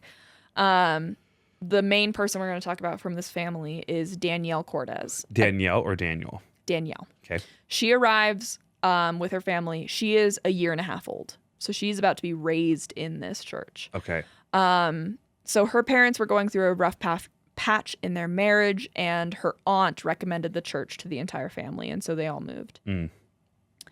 The church decides everything for everyone involved, the Cortezes and Vincenta and Christina and their siblings. And by the church, do we mean community vote or do we mean Pastor Jane? Probably Pastor Jane and Okay. whatever underlings she has. They determine everything from when you wake up to when you go to bed. If you live in Spindale, like previously Vincenta had been living in Jacksonville, so she Right. got to choose when she like showed up. But Right. But if you're like a member of the church, you essentially like live with the church, right? There are intense rules that you have to follow. I only wrote down some of these rules. I was going to Google them, but then the docuseries episode showed me all of the, like, a bunch of crazy ones, and I was like, I don't think I need to see any of the other ones. Okay. So here are some of the ones that they highlighted in the docuseries episode. Don't eat anywhere that serves alcohol. Don't read the newspapers, even the headlines. Don't complain when offering plates are passed around more than once. Don't play or imitate an air guitar. Don't start a relationship with checking in with Jane. Without checking in with Jane. Yep. Don't complain about the list of don'ts. Dress for beauty and honor. And then, like, side rules for this were like no more than one earring, no dangling earrings, no blue jeans. Other rules, no non-church music, no planning on having children without checking with Jane. That's only some. There's hundreds of rules for this church. Isn't that fucking insane? Yes. Yeah. All of these rules are under the pretense of keeping your demons at bay. You and I had hard time with our Lutheran faith upbringing. Yeah, this is and that is nothing. That's not a rule heavy faith No. in the way this is. Yeah. For the Word of Faith Fellowship, most of your awake time is spent worshiping. So you have 1 hour of prayer every morning, Monday through Friday. Church twice on Sundays, Wednesdays, and then I think there's like a chapel night on Wednesdays maybe, and then there's a Friday night fellowship. So there's a chapel night Wednesdays. I think so. Friday night fellowship. And then church 2 twice services on on Sundays. And then the other days, Saturdays, Mondays, Tuesdays, Thursdays, just one church service. Yeah, 1 hour long of prayer. Church, in this sense, is at least 4 hours if there's no blasting prayer or like intense sermon. 4 hours. Like, part of me is like, I mean, we run a podcast. Like, that's so much content to come up with. We did like one 5-hour episode once, and people were like, whoa, this is going to take me days to get through. I'm basically responsible for crafting, because you replete the lesson, obviously, like 2 hours of content a day. Yeah. And I'm like, no human could do more than what I'm currently doing. I don't blame you. So outside of worship, the members are assigned to work long hours at businesses owned by the church or high-ranking members of the church. So they're paid very little, if anything, and are still expected to give much of this back to the church. So again, the systems of control and systems of influence and labor trafficking here. Meanwhile, Jane and Sam, the couple that runs the church, don't work at all, and they live incredibly extravagant lives. Sure, they're sending the offering plate around twice. And don't complain. Right, and that church meets 7 times a week on a light week. Yes. 7 times a week, on a light week. Yeah. So in the early 2000s, the congregation is about 700 people. What? Yeah. Sorry, I'm like, sure, 80 people. And remember, we're in Spindale. The total population is like just over 2,000. That's enough to influence an election. Yeah, it is. Yeah, That's it is. actually enough. Does she get elected mayor? No, but they do definitely influence elections. Okay. They also have ministries in Ghana and Brazil. Jane begins christening. They don't have a ministry in South Carolina, Georgia, or Florida, but they do have one in Ghana and Brazil. Yeah, God forbid. Good. I think it's actually God allowed. Fair enough. I mean, I might not agree with it, but fair enough. Yeah. So Jane at this point realizes she cannot manage everything that's going on in the church, so she starts christening trusted members of the church to be ministers. Classic. She trusts them with she puts them in charge of people's lives. Because remember, some of the rules are like, don't do certain things without checking with Jane. Don't do this without checking with Jane. So she puts certain ministers in charge of the aspects of people's lives. Do you see a picture of Jane during this episode? I'll show you towards the end. Okay. Yeah. She is exactly what you think she looks like. I don't know what I think she looks like. I have if I had you'll see a picture and you'll be like, yeah. Right before you show me the picture, lock in what I think she looks like. Yeah, sure. Okay. So these are basically quote unquote enforcers for her. They are allowed to dole out punishment to people, and also allowed to like report back to Jane if they think someone is doing something wrong. And this very quickly becomes physically abusive. If not, it already was. Right. Yeah. So probably legitimizes the abuse that was happening. Yeah. So Parents are encouraged to rely on their family's minister to keep their kids in line. And I'm going to provide a trigger warning for some abuse that's about to happen to our girl Danielle. Danielle's family minister beat her with a wooden paddle for 5 hours. Jesus. While she was I don't remember, she was 8. She was 8 years old. Danielle remembers this moment. She's in 3rd grade, for those of you who don't know what 8-year-olds look like. She doesn't really remember what she does wrong when she's recounting in the docuseries. She says, I was probably being like difficult and my mom like couldn't get a hold of it. So she called the minister and the minister came over. And then the entire time Danielle was waiting for the minister to show up, she remembers being like completely frozen in panic, like, and like begging her mom to like not call the minister. Like, I'll never do it again. I'll be a good daughter. Like, don't do this. And so the minister shows up and tells Danielle to cry out for like the mercy of the Lord or whatever. And Danielle is still so frozen in panic. She can't do anything as she's actively being beaten with this wooden spoon. And so she couldn't cry out. And eventually the minister just gives up after about 5 hours of doing this. The way that Danielle remembers these moments in this docuseries is like, it's very clear that she has some very intense PTSD from these moments. Because she like viscerally remembers each and every like second of this. Right. She remembers even her mom came into the bathroom where she had been being punished, and her mom says, dang, they beat you to a pulp or something like that. They beat the life out of you. Arson. Like, I'm a 9-year-old arsonist. Yes. So, how do you have a relationship with the adults in your life after memories like yes, exactly. So corporal punishment is not uncommon, especially at the school. If there's an issue in like a class or whatever, the entire class would be taken down to the principal's office, because Jane Whaley's not the principal. She's like what's that called? Above the principal? Superintendent. She's a superintendent. So the entire class would be taken to the principal's office. Everyone individually would be spanked and then sent on their way. Blasting prayer would also happen in class, but would often also include a physical element of basically being like tossed around. This is what they call the 5 boys. I'm not going to say a trigger warning. I'm just going to say that this is like a bit much to like hear. Yeah. These boys, there's 5 of them. They're between like 14 and 15 years old. They become an example for the church and for the kids going to school. I don't know what they did. I don't know if there's a source out there that says what they did or if this was completely kept under wraps. Jane at some point opens up a church or a prayer session or whatever, saying that there is not room in the church for people as wicked as them. So they're kicked out. Not really kicked out, though.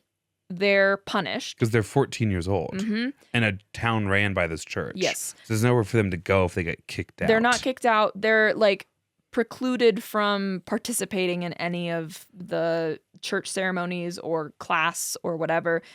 They are secluded in a room attached to the church and not allowed to have any contact with anyone that's not sent there to punish them for over a year. They lock those children in a room for an entire year. Over a year. Ministers are sent to go in and beat them, and they are forced to listen to tapes of Jane preaching all day, every day. Yeah. It's the age of the 80 freshmen I will see tomorrow. It's like, that's the classic age of like defiance. It's like when you're figuring out if you're gonna like sneak out to like go see your best friend or your secret boyfriend or whatever, and these kids are literally locked away like Rapunzel. No, like worse. Like they're political prisoners. Yeah. Our military industrial complex held at an offsite location where their constitutional rights could be suspended. Literally. Which is what happened to them. Mm-hmm. Yeah. The U.S. is like criminal in the eyes of international law for what we did to suspected terrorists. And she did it to 14-year-olds who questioned naturally We don't even authority. know what they did. And the craziest thing, I think it was intentional that they never made it clear what they did, because now every single child in that school has no idea, terrified to do anything because they're worried they're going to be next. So I'm sorry if I'm jumping the gun no, here. you're good. Do they arrest Jane For child kidnapping? Not yet. For abuse? Okay. She's still out there. Jane, you deserve to be arrested. You deserve to be arrested and tried in the state of North Carolina for child abuse. Just for that. And that's a while ago. Yeah. That's a long time ago. So if you were ill, you were treated by one of the ministers who may or may not have had actual medical training or not. Some of them did. I'm gonna guess no, though, for the majority. One of them was a podiatrist. Okay. For sure. So Christina had foot pain, went into the podiatrist. He said that she needed a pin in like her ankle or foot or whatever, and also that her Achilles tendon need to be lengthened. So she gets that done, and then 6 months later, she has to get it done to her opposite side because she was like uneven, you know. So same procedure on the left ankle, left foot, this one was on the right, and the right foot rejects the pin. This leads to 18 procedures on her feet. Oh my God. Because he had created more problems than he had solved. Yeah. And lots of people had irreparable damage on their feet to repair things that didn't have anything wrong with them because of this podiatrist. He had operated or just like recommended? Operated. Okay. He was constantly operating on people, all on their feet. We still don't really know the intent. I haven't done a ton of research on like where we're at today with this. I think this docuseries was like in 2019, 2018 or something like that. So it's been a bit, but like from what I know, nothing big. And you'll see why I feel like if something big had come out, it would be a big deal right now. So we don't know the intent. Was it malicious? Did the church have something to do with this? Some people suspect that the church was maybe getting kickbacks from the procedures. Yeah. And so they were encouraging people to go in and allowing him to recommend. Medicare, Medicaid, insurance, whatever. Yeah. So Christina eventually decides to go to nursing school and then gets berated by the church for having contact with the outside world. So she's going to nursing school while still working at the church. And then one day Jane makes her get blasting prayer for all of this, for like going to nursing school. And this was the breaking point. This was the point, as Janja Lalich would say, that the shelf broke for her, where she, at 23, after 8 years of being in the church, determines that she is going to leave. So there's a 2-year period like time period where she knows she's going to be without a chaperone or anything. And so she packs up everything she can, writes letters to all her loved ones. This is the Vicente's oldest daughter. Mm-hmm. Okay.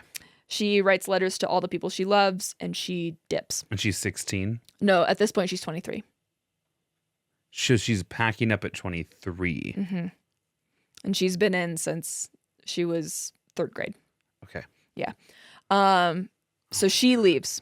But unlike her, who's an adult, Danielle can't leave because she's still a child. Right. She's, I think, 16, 17 at the time period that we're talking about. 17. So between junior, senior year of high school, the church allows the kids that are in the school to start dating. They don't really call it dating. They call it, quote unquote, walking out a friendship relationship. Like, they're determining. Maybe somehow even grosser. I know. They're determining who you're going to marry, essentially, because they're determined to keep it all together in the family. Mm-hmm. So marry these families off to each other. Yes. Yeah. Danielle, who is 17 at this point, is introduced to a new member of the church whose name is Matthew Fenner. The Fenner family is newer. They've been in for a couple years. When they joined, I think it's just Matthew's mom and maybe Matthew's few siblings that join. And so because of the like very specific commonalities that they have, they're allowed to move in with another family that has a very similar situation. Okay. And that family happens to be Brooke Covington, which is one of Jane Whaley's second in command. And so this is like a huge honor for them. And so Matthew Fenner is like a new kid, essentially. He has view of the outside world. And Danielle, who has been raised in this church, describes it in the docuseries of like, I was so excited to talk to someone who has like knowledge of what been outside of this looks like. And so is Fenner like bought, like sold in, like ready to go, or is he okay? Yeah. Okay. So Danielle's told to start a relationship with Matthew. Told to start a relationship. Yeah, start their walk out a friendship relationship. You don't choose. It's the church that tells you. Hey, you're going to start dating that person. Mm-hmm. And the church seems to really accept the Fenner family. However, Matthew's gay. Okay. Acknowledging that out loud or internally battling with it? It seems like it's a well-known fact from the church. What year is this? 2013 is, I would say it's maybe 2011. I'm concerned for this kid. Yes. Okay. He's fine. He's alive as far as I know right now. Yes. So the church. Oh, I cannot imagine what he went through, though. No. Sorry. Go ahead. The church knows about this. The family knows about this. Danielle does not. I'm almost afraid to ask, like, if his perceived sexuality is one of the reasons why his parents joined an all-consuming cult. I don't know. He seems like he's remained pretty quiet in terms of talking to the media after all of this. So I'm not sure if his family's still in it. I think that's a possibility for sure. Just to give you all peace of mind, he is out now. Okay. And Danielle obviously is too, as well as Vincenta and Christina. They're all out. That's why they're being interviewed by this docuseries. Oh, Christina's mom's out now. Yes. Okay. She will be the last to leave out of her whole family. Sure. But all of the people I've mentioned so far are out, Okay. aside from like Jane Whaley, obviously. So Matthew's gay. Everyone in the church and the family knows this. Danielle does not. Okay. And so Danielle's just like really excited to start this like relationship. Start walking out this relationship. Start walking out this relationship with someone. They seem to have like a good connection. She doesn't obviously know the truth that he's gay. Winter of 2013, the church is concerned that Matthew, who is 19 at this point, is giving into his feelings towards another man. Whether that's in the church or outside, I don't know. So I'm going to give a trigger warning. This one's going to be a bit of a longer one, maybe like 5 minutes-ish.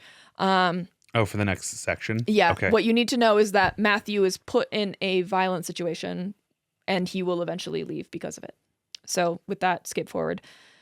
Brooke Covington, the family that is watching the Fenners, keeps Matthew back after church one night, and is like, you need to I can tell that you haven't given your whole heart to the church. Essentially saying, you're gay, we know it, stop. And so he's essentially like, I don't know what you're talking about. And Danielle is kind of in the back corner of the church this whole time because she's dating him. I don't know why she was there. He gets to walk out with them. Yeah, and so she's still there. She doesn't participate from anything I know in what's about to happen next, but she sees a lot of it. Clearly, Brooke telling Matthew that you need to give your heart isn't working, and so she invites more people in for blasting prayer for Matthew. It escalates very quickly. He's being physically grabbed and screamed at. Danielle remembers very vividly seeing like the look in his face and seeing like he's not gonna make it out of this. She remembers it also being so loud that it feels like the room is reverberating, and she remembers seeing him being punched, strangled, and grabbed. And Danielle remembers it lasts for hours before they finally give up and he's being like carried, like drug out and driven home by his attackers. So in his church, he has hate crimed. Yes. And that's it for the trigger warning. Later, this is like one of the only quotes I could find directly from Matthew outside of the docuseries episode I watched. He's not interviewed in it, but there's like an interview that he does with a detective that's played on the docuseries episode. This is the only quote I could see from him outside of that. And he said to AP News, quote, "To them, I wasn't being abused. I was being saved and delivered."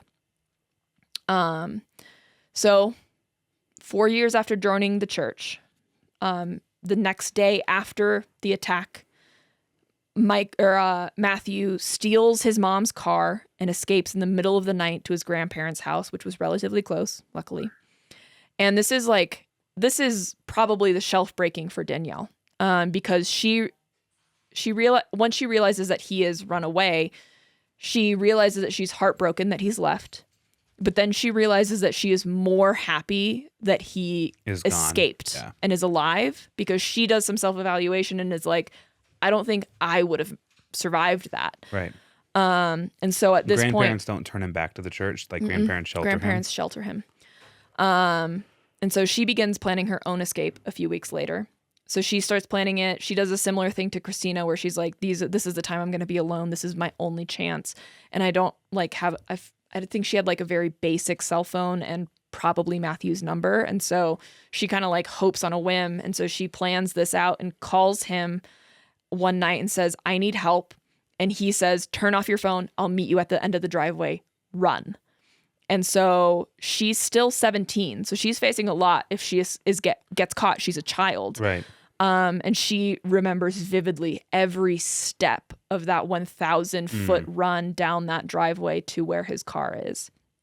And she makes it, and Matthew takes her to live with him and his grandparents, and then she stays with them until I think the end of 2013, until she eventually so she can go on her own. Mm-hmm. Yeah. Yeah. But Matthew wants to press charges with the church. Oh shit. For her or for him? For him, okay. Because he's been abused. What I'm about to play is going to be a little bit hard to listen to, and for that I apologize. Where is this video?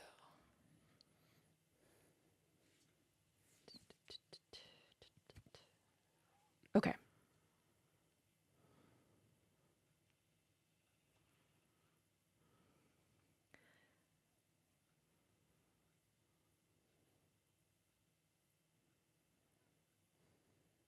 Okay.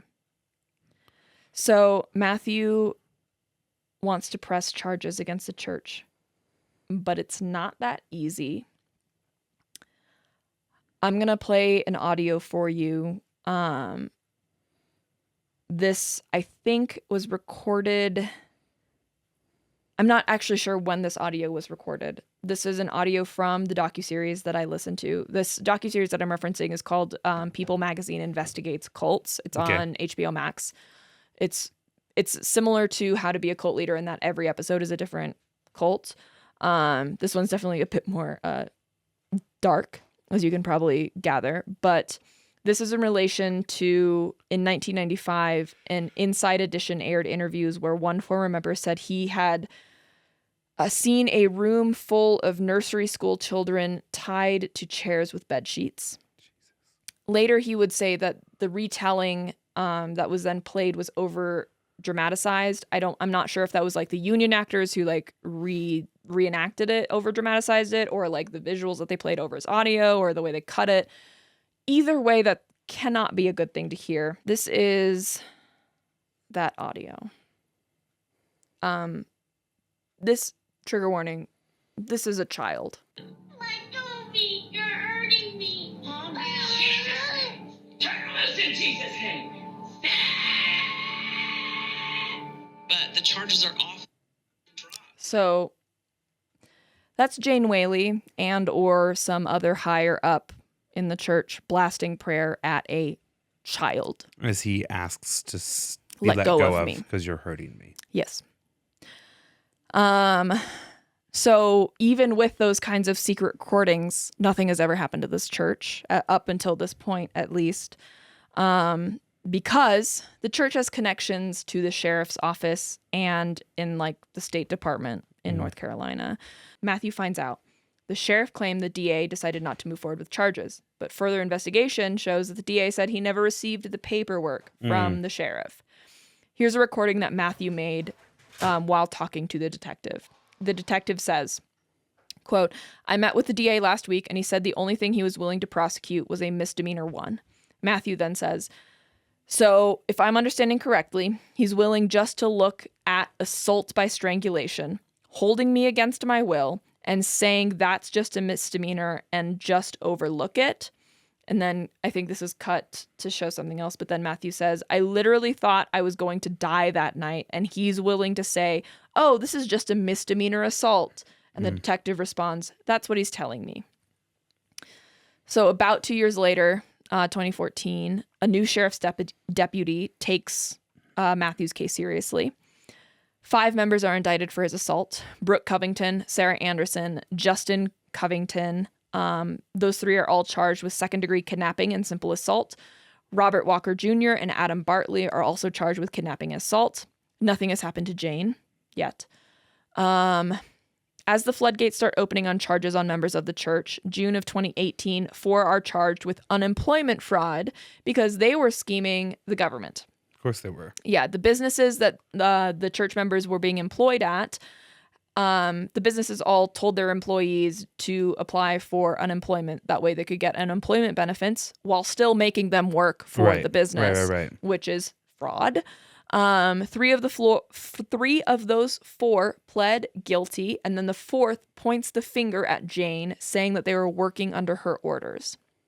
2015, 9 years after Christina left, her mother, who was the last of her family to officially leave the church, flees. 2019, 6 years after Danielle's escape, her parents and two of her siblings are still members. Danielle is quoted saying, quote, "I would do anything just to have one day with my parents and see my mom smile at me again and know that I'm loved. Because I just feel like I have to go through life alone now, and I don't know if I'll ever get that, but I hope maybe one day." The big thing that she said after she tells the story of how she was abused by the minister is that she felt like her mom allowed it to happen. Yeah.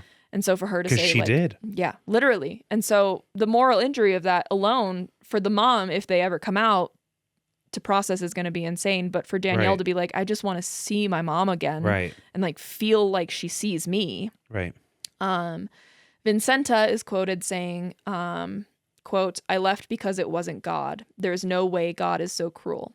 At first, you almost don't even know that you need healing, because then you have to admit that you were in a cult. But that's a very, very hard thing to admit to. Then I would have to admit to the fact that I spent 20 plus years in a cult and I raised my children in a cult." Christina is quoted saying, quote, "It took me years to realize that it's not just me. It's everything about this place that's wrong. It's not me that's wrong. They damage lives. They destroy lives. They destroy families. Who's going to stop it? Whatever it takes to end what's going on here, then that's my goal." So at the end of the 2019 People magazine Investigates episode, it shows that Brooke Covington's initial prosecution ended in a mistrial. I think I found later that she did end up spending some time. I'm not sure if she's out or not. And Matthew Fenner's attackers were still awaiting trial, but no additional dates have been set yet. That was one of my things I was going to check up on and then haven't gotten around to yet. I'm sure they got at least a trial. This is a quote again at the end of that episode. Quote, "In an online statement, Word of Faith Fellowship has denied any wrongdoing and states that they are the target of religious bigotry and persecution. No doubt having some cult apologists in court for them." So September 30th, 2024. Oh, that's very recent. Okay. Yeah. You jumped a little bit in that timeline. Okay. New York Times. This is how I knew I needed to include them in this episode. I had already decided on this episode topic, and then I came across this article. The New York Times released an article on the church.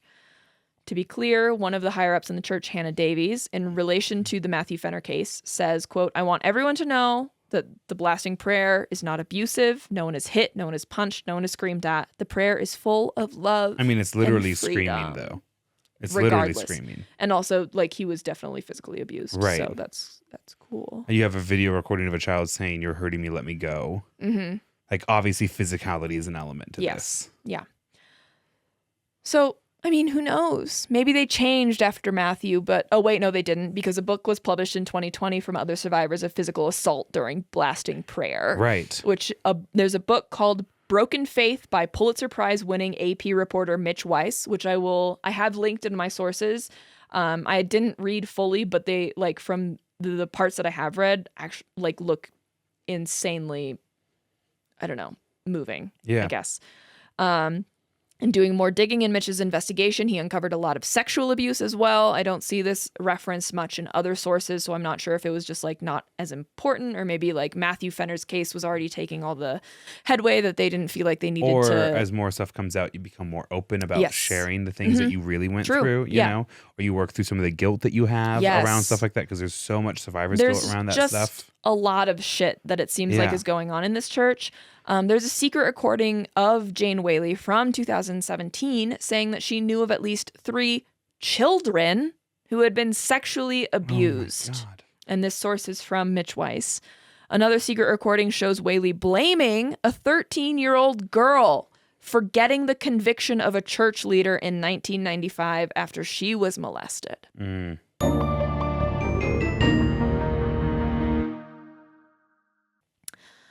So, Grant, you know the story I was going to tell tonight. Yeah. Am I to say it? No, I don't think I'll so. get there. I'm sure. So So basically, coming in thinking what I was going to hear, You'll hear about it tomorrow. everything has been a shock so Yeah, far. good. Everything's been a surprise. So why did I spend so much time not talking about it? I don't know. Why did you? Yeah. How will I get to the topic that I mentioned from here? So, have you ever heard Donald Trump refer to his beautiful North Carolina girls? Is that like? No, I have not. He has a series of beautiful blonde women that attend almost every single one of his rallies from North Carolina. He shuts them out a lot, and the women serve as dedicated volunteers to his campaign. Those North Carolina women are members of the Word of Faith Fellowship, and there's a reason that you haven't heard him refer to these beautiful North Carolina women as members of the Word of Faith Fellowship, because then he would have to answer for all of the Word of Faith Fellowship's crimes, Right. and the people that are in jail or awaiting trial. Can I go ahead and guess that these beautiful North Carolina women are hoping to curry favor with someone who might be president and then thus be able to shield them from federal prosecution? That's probably pop. It's almost like Yeah. we shouldn't elect an easily corruptible president. Who loves just getting some compliments. Which isn't to say that he's the only corrupt politician, Oh, right? yeah, Like you and I are no. cynical enough to like admit that, but he is the most like openly puppetry about it. He's the most corruptible. So these women all arrive well before the beginning of Trump's events, set up the VIP section, run the media sign-in table, and then disassemble these areas after rallies. Trump has been known to applaud them for coming without their husbands. Oh my God. But that's not true anymore, because Donnie T can't tell the truth even when it doesn't matter. The husbands also come, at least recently, to pass out floor passes and police VIP areas, all while wearing a blue Team Trump shirt and their first initial and last name on the front pocket. So I am going to pull up this article really quick because there's a bunch of pictures I want you to see. I will at least share the one that has Jane Whaley in it. So just scroll because the picture will change as you scroll. These are all women of the church. Oh, I've seen this photo. Yep. Those are all women from the Word of Faith Fellowship. Like also an insane amount of plastic surgery. Yeah. So is the one on the left Jane Whaley Can I see? and the one in the blue? No. Is she in this photo? This is her now. Oh. Yeah, that tracks. Yeah. So then a younger member of the church. It's just so hard to see those younger members and like think Yeah. about what they've been through.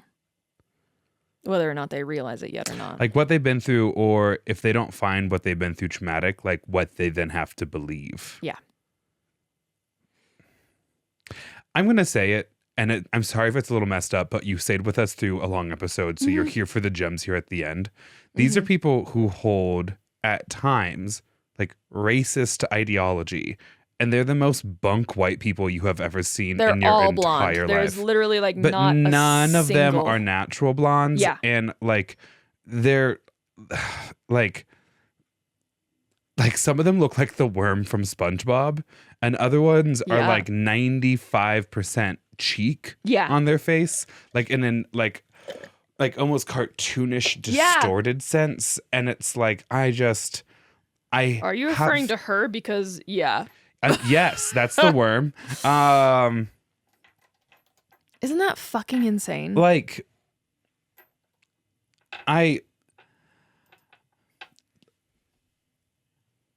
it's kind of like, I mean, so obviously you like draw comparisons when it comes to like eugenics and racial ideology to like the regime that really put an exclamation point on that in the 20th century, which is like the Nazi regime. And it's like a lot of those people who believe in the ideology were like gross, weird little freaks when you like look at their photos, right? And it's like I don't have the education to like wrap my head fully around how an ideology like that is born. But those are people who I think would, in other circles without money or influence, pray for grace.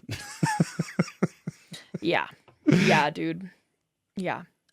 So when the church was asked for comment by, I think, New York Times, or maybe I think this was by New York Times, no member responded, but the church's attorney, Joshua Farmer, his wife is one of the volunteers. Joshua Farmer emailed a statement answering why they support Trump. Quote, God has spoken to our hearts that President Trump is the person who will lead this country in the right direction. The church members did not further specify religious reasons for their support of the former president, instead citing his policies on important issues, including economics, immigration, foreign policy, and national security. I didn't realize Trump had policies on those issues. Yeah, I thought he had concept policies. Yeah, concept on of a policy. Some. Other volunteers are other members of the church's higher-ranking members. So Jane Whaley, obviously. Sam Whaley, the husband. Here are some other names. Robin Webster, who is the Whaley's daughter and the teacher, who is a teacher at the church's school, and Kim Waits, associate minister. Other notable connections to Donald Trump and the Republican Party. The Republican Party chairman of Rutherford County, which is the county of the church, Bryson Smith, also a church member, wrote on social media on January 6th, 2021, quote, calling all patriots, our country needs you. The time is now. Holly Morris, wife of a church leader, posted a month prior to the 2020 election that no true Christian could vote for a Democratic nominee, and also posted a few days before the January 6th insurrection. Yep, thank you. Quote, see you in #Washington, D.C. at Real Donald Trump. The church makes up a massive portion of the congressional district's voting power. In 2020, Republican primary incumbent Representative Patrick McHenry, quote, carried every precinct in the district except for the church's home in Spindale. A likely coincidence, Republicans said, of Mr. McHenry's support for churches closing during the first months of the COVID pandemic, which the Word of Faith initially resisted. Members hosted also a fundraiser for Lieutenant Governor Mark Robinson of North Carolina. The by far weirdest candidate currently. You want to running tell for the people office. what he did? I don't think I have the time, but I will give you this. Yeah, he's Spark like Notes. he's like identified, I'm not even joking, as like a black Nazi. Yep, I have He's that talked quoted. repeatedly about his rather sexually adventurous proclivities, like on the record. He's used his government-issued computer as lieutenant governor of North Carolina to look up sexually explicit images. And I am using kinder, more like appropriate terms than he did. He also Literally. is just like a dog garbage human being with He like also- terrible policies. He said he wished he could go back to a time when women couldn't vote. Right. Also, that black Nazi comment, he said that on a porn message board. Totally forgot about that. Yep. That's a Forgot crazy about that. time to bring that up. Like, that's something that goes on Reddit or 4chan or something. That's not something that goes on whatever website you're on. So apparently June 2024, he made a statement saying that, quote, some people need killing. In reference to World War II? What? I don't know. I mean, there was a lot of killing in that war. But since he identifies as a black Nazi, I'm what not side sure. was he on? I don't know who he wants. Jane Whaley is listed as a co-chair and main host of the event that was a fundraiser for Mark Robinson. When Trump asked about them and their relation to the church, the campaign responded that Trump, quote, often acknowledged these supporters because of their enthusiastic support, because their enthusiastic support is motivational to us all. Of course it is. Trump about the women while he's in Columbia, South Carolina, quote, those beautiful ladies from North Carolina are here again. They look so wealthy and beautiful. Does he say the word wealthy? Yep. Sorry. Remember, labor trafficking. There's active labor trafficking in this cult. So, welcome to the main part of my story that we'll talk about mainly next week. For Dark Secrets, QAnon. I had asked Grant if he would be okay to talk about QAnon on the podcast, since I could easily understand not wanting to further platform something so dangerous, but he said, yeah, sure. And then after he did the Reality Winner episode, I felt like if I'm going to cover it, I should cover it before the 2024 election. So this episode, next week's episode, I'm hoping is going to publish a day early. On election day. Yeah, or 2 days early. We'll see. Right. I'm going to try and post it before Wednesday because you know. Dear listener, I thought I was coming in tonight to sit down and listen to a QAnon episode. No. I wanted to set the stage. Not that I think our listeners are on the fence or don't understand the dangers, but more to re-highlight something that I think has fallen out of the public eye since 2019, 2020, and I think it's still relevant. Q's last post occurred November of 2022. Okay. But they have taken a hiatus before. Q was on hiatus from December of 20... Wait, you said November of 2022? Mm-hmm. Is there a chance we arrested them as part of the January 6th insurrection? God, I hope so. Sorry. Q was on hiatus for about 18 months. So between 2021, December 8th, 2020 until June 24th, 2022, I think. Mm-hmm. So I'm not to say that I think QAnon is still alive. I mean, I think the believers are still out there. I know that Q has not posted, to my knowledge, in about 2 years, but I'm not going to write it off as it's done. Right. And certainly, depending on the outcome of the election, I'm not going to say that it's not going to come back. Right. Clearly, after the Word of Faith Fellowship, Trump is not one to speak out against extreme beliefs that do not or that support him in any way, especially if they're enthusiastic in their support, which we know QAnon really is. So some people who talk about QAnon kind of flip-flop on whether they refer to QAnon as a cult, and I'm going to come right out and say, I'm not going to like try and hold back. Personally, in the research I've done over the last several weeks in conjunction with my personal understanding of cults, I don't think QAnon is just a conspiracy theory. I'm certain that it's a cult. Okay. In fact, I think it's a really dangerous cult because of the reasons that you think it's not a cult. Does it meet the 4 requirements to be a cult? We're going to talk about dictating people's individual daily lives.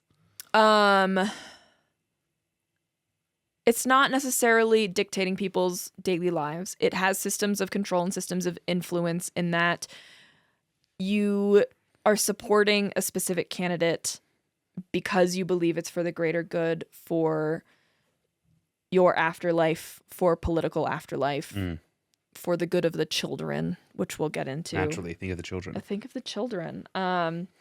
So, to people's benefit, we're in a digital age, and most cults we have seen up until now operate on a personal level, which make it a lot easier for a charismatic or authoritarian leader to manipulate you and control you. And that's, I think, the biggest thing that people are like, well, there's not really a leader because we don't know who Q is. We're not on a personal level with them. And if you think Trump is the leader, I don't think he's smart enough, but whatever.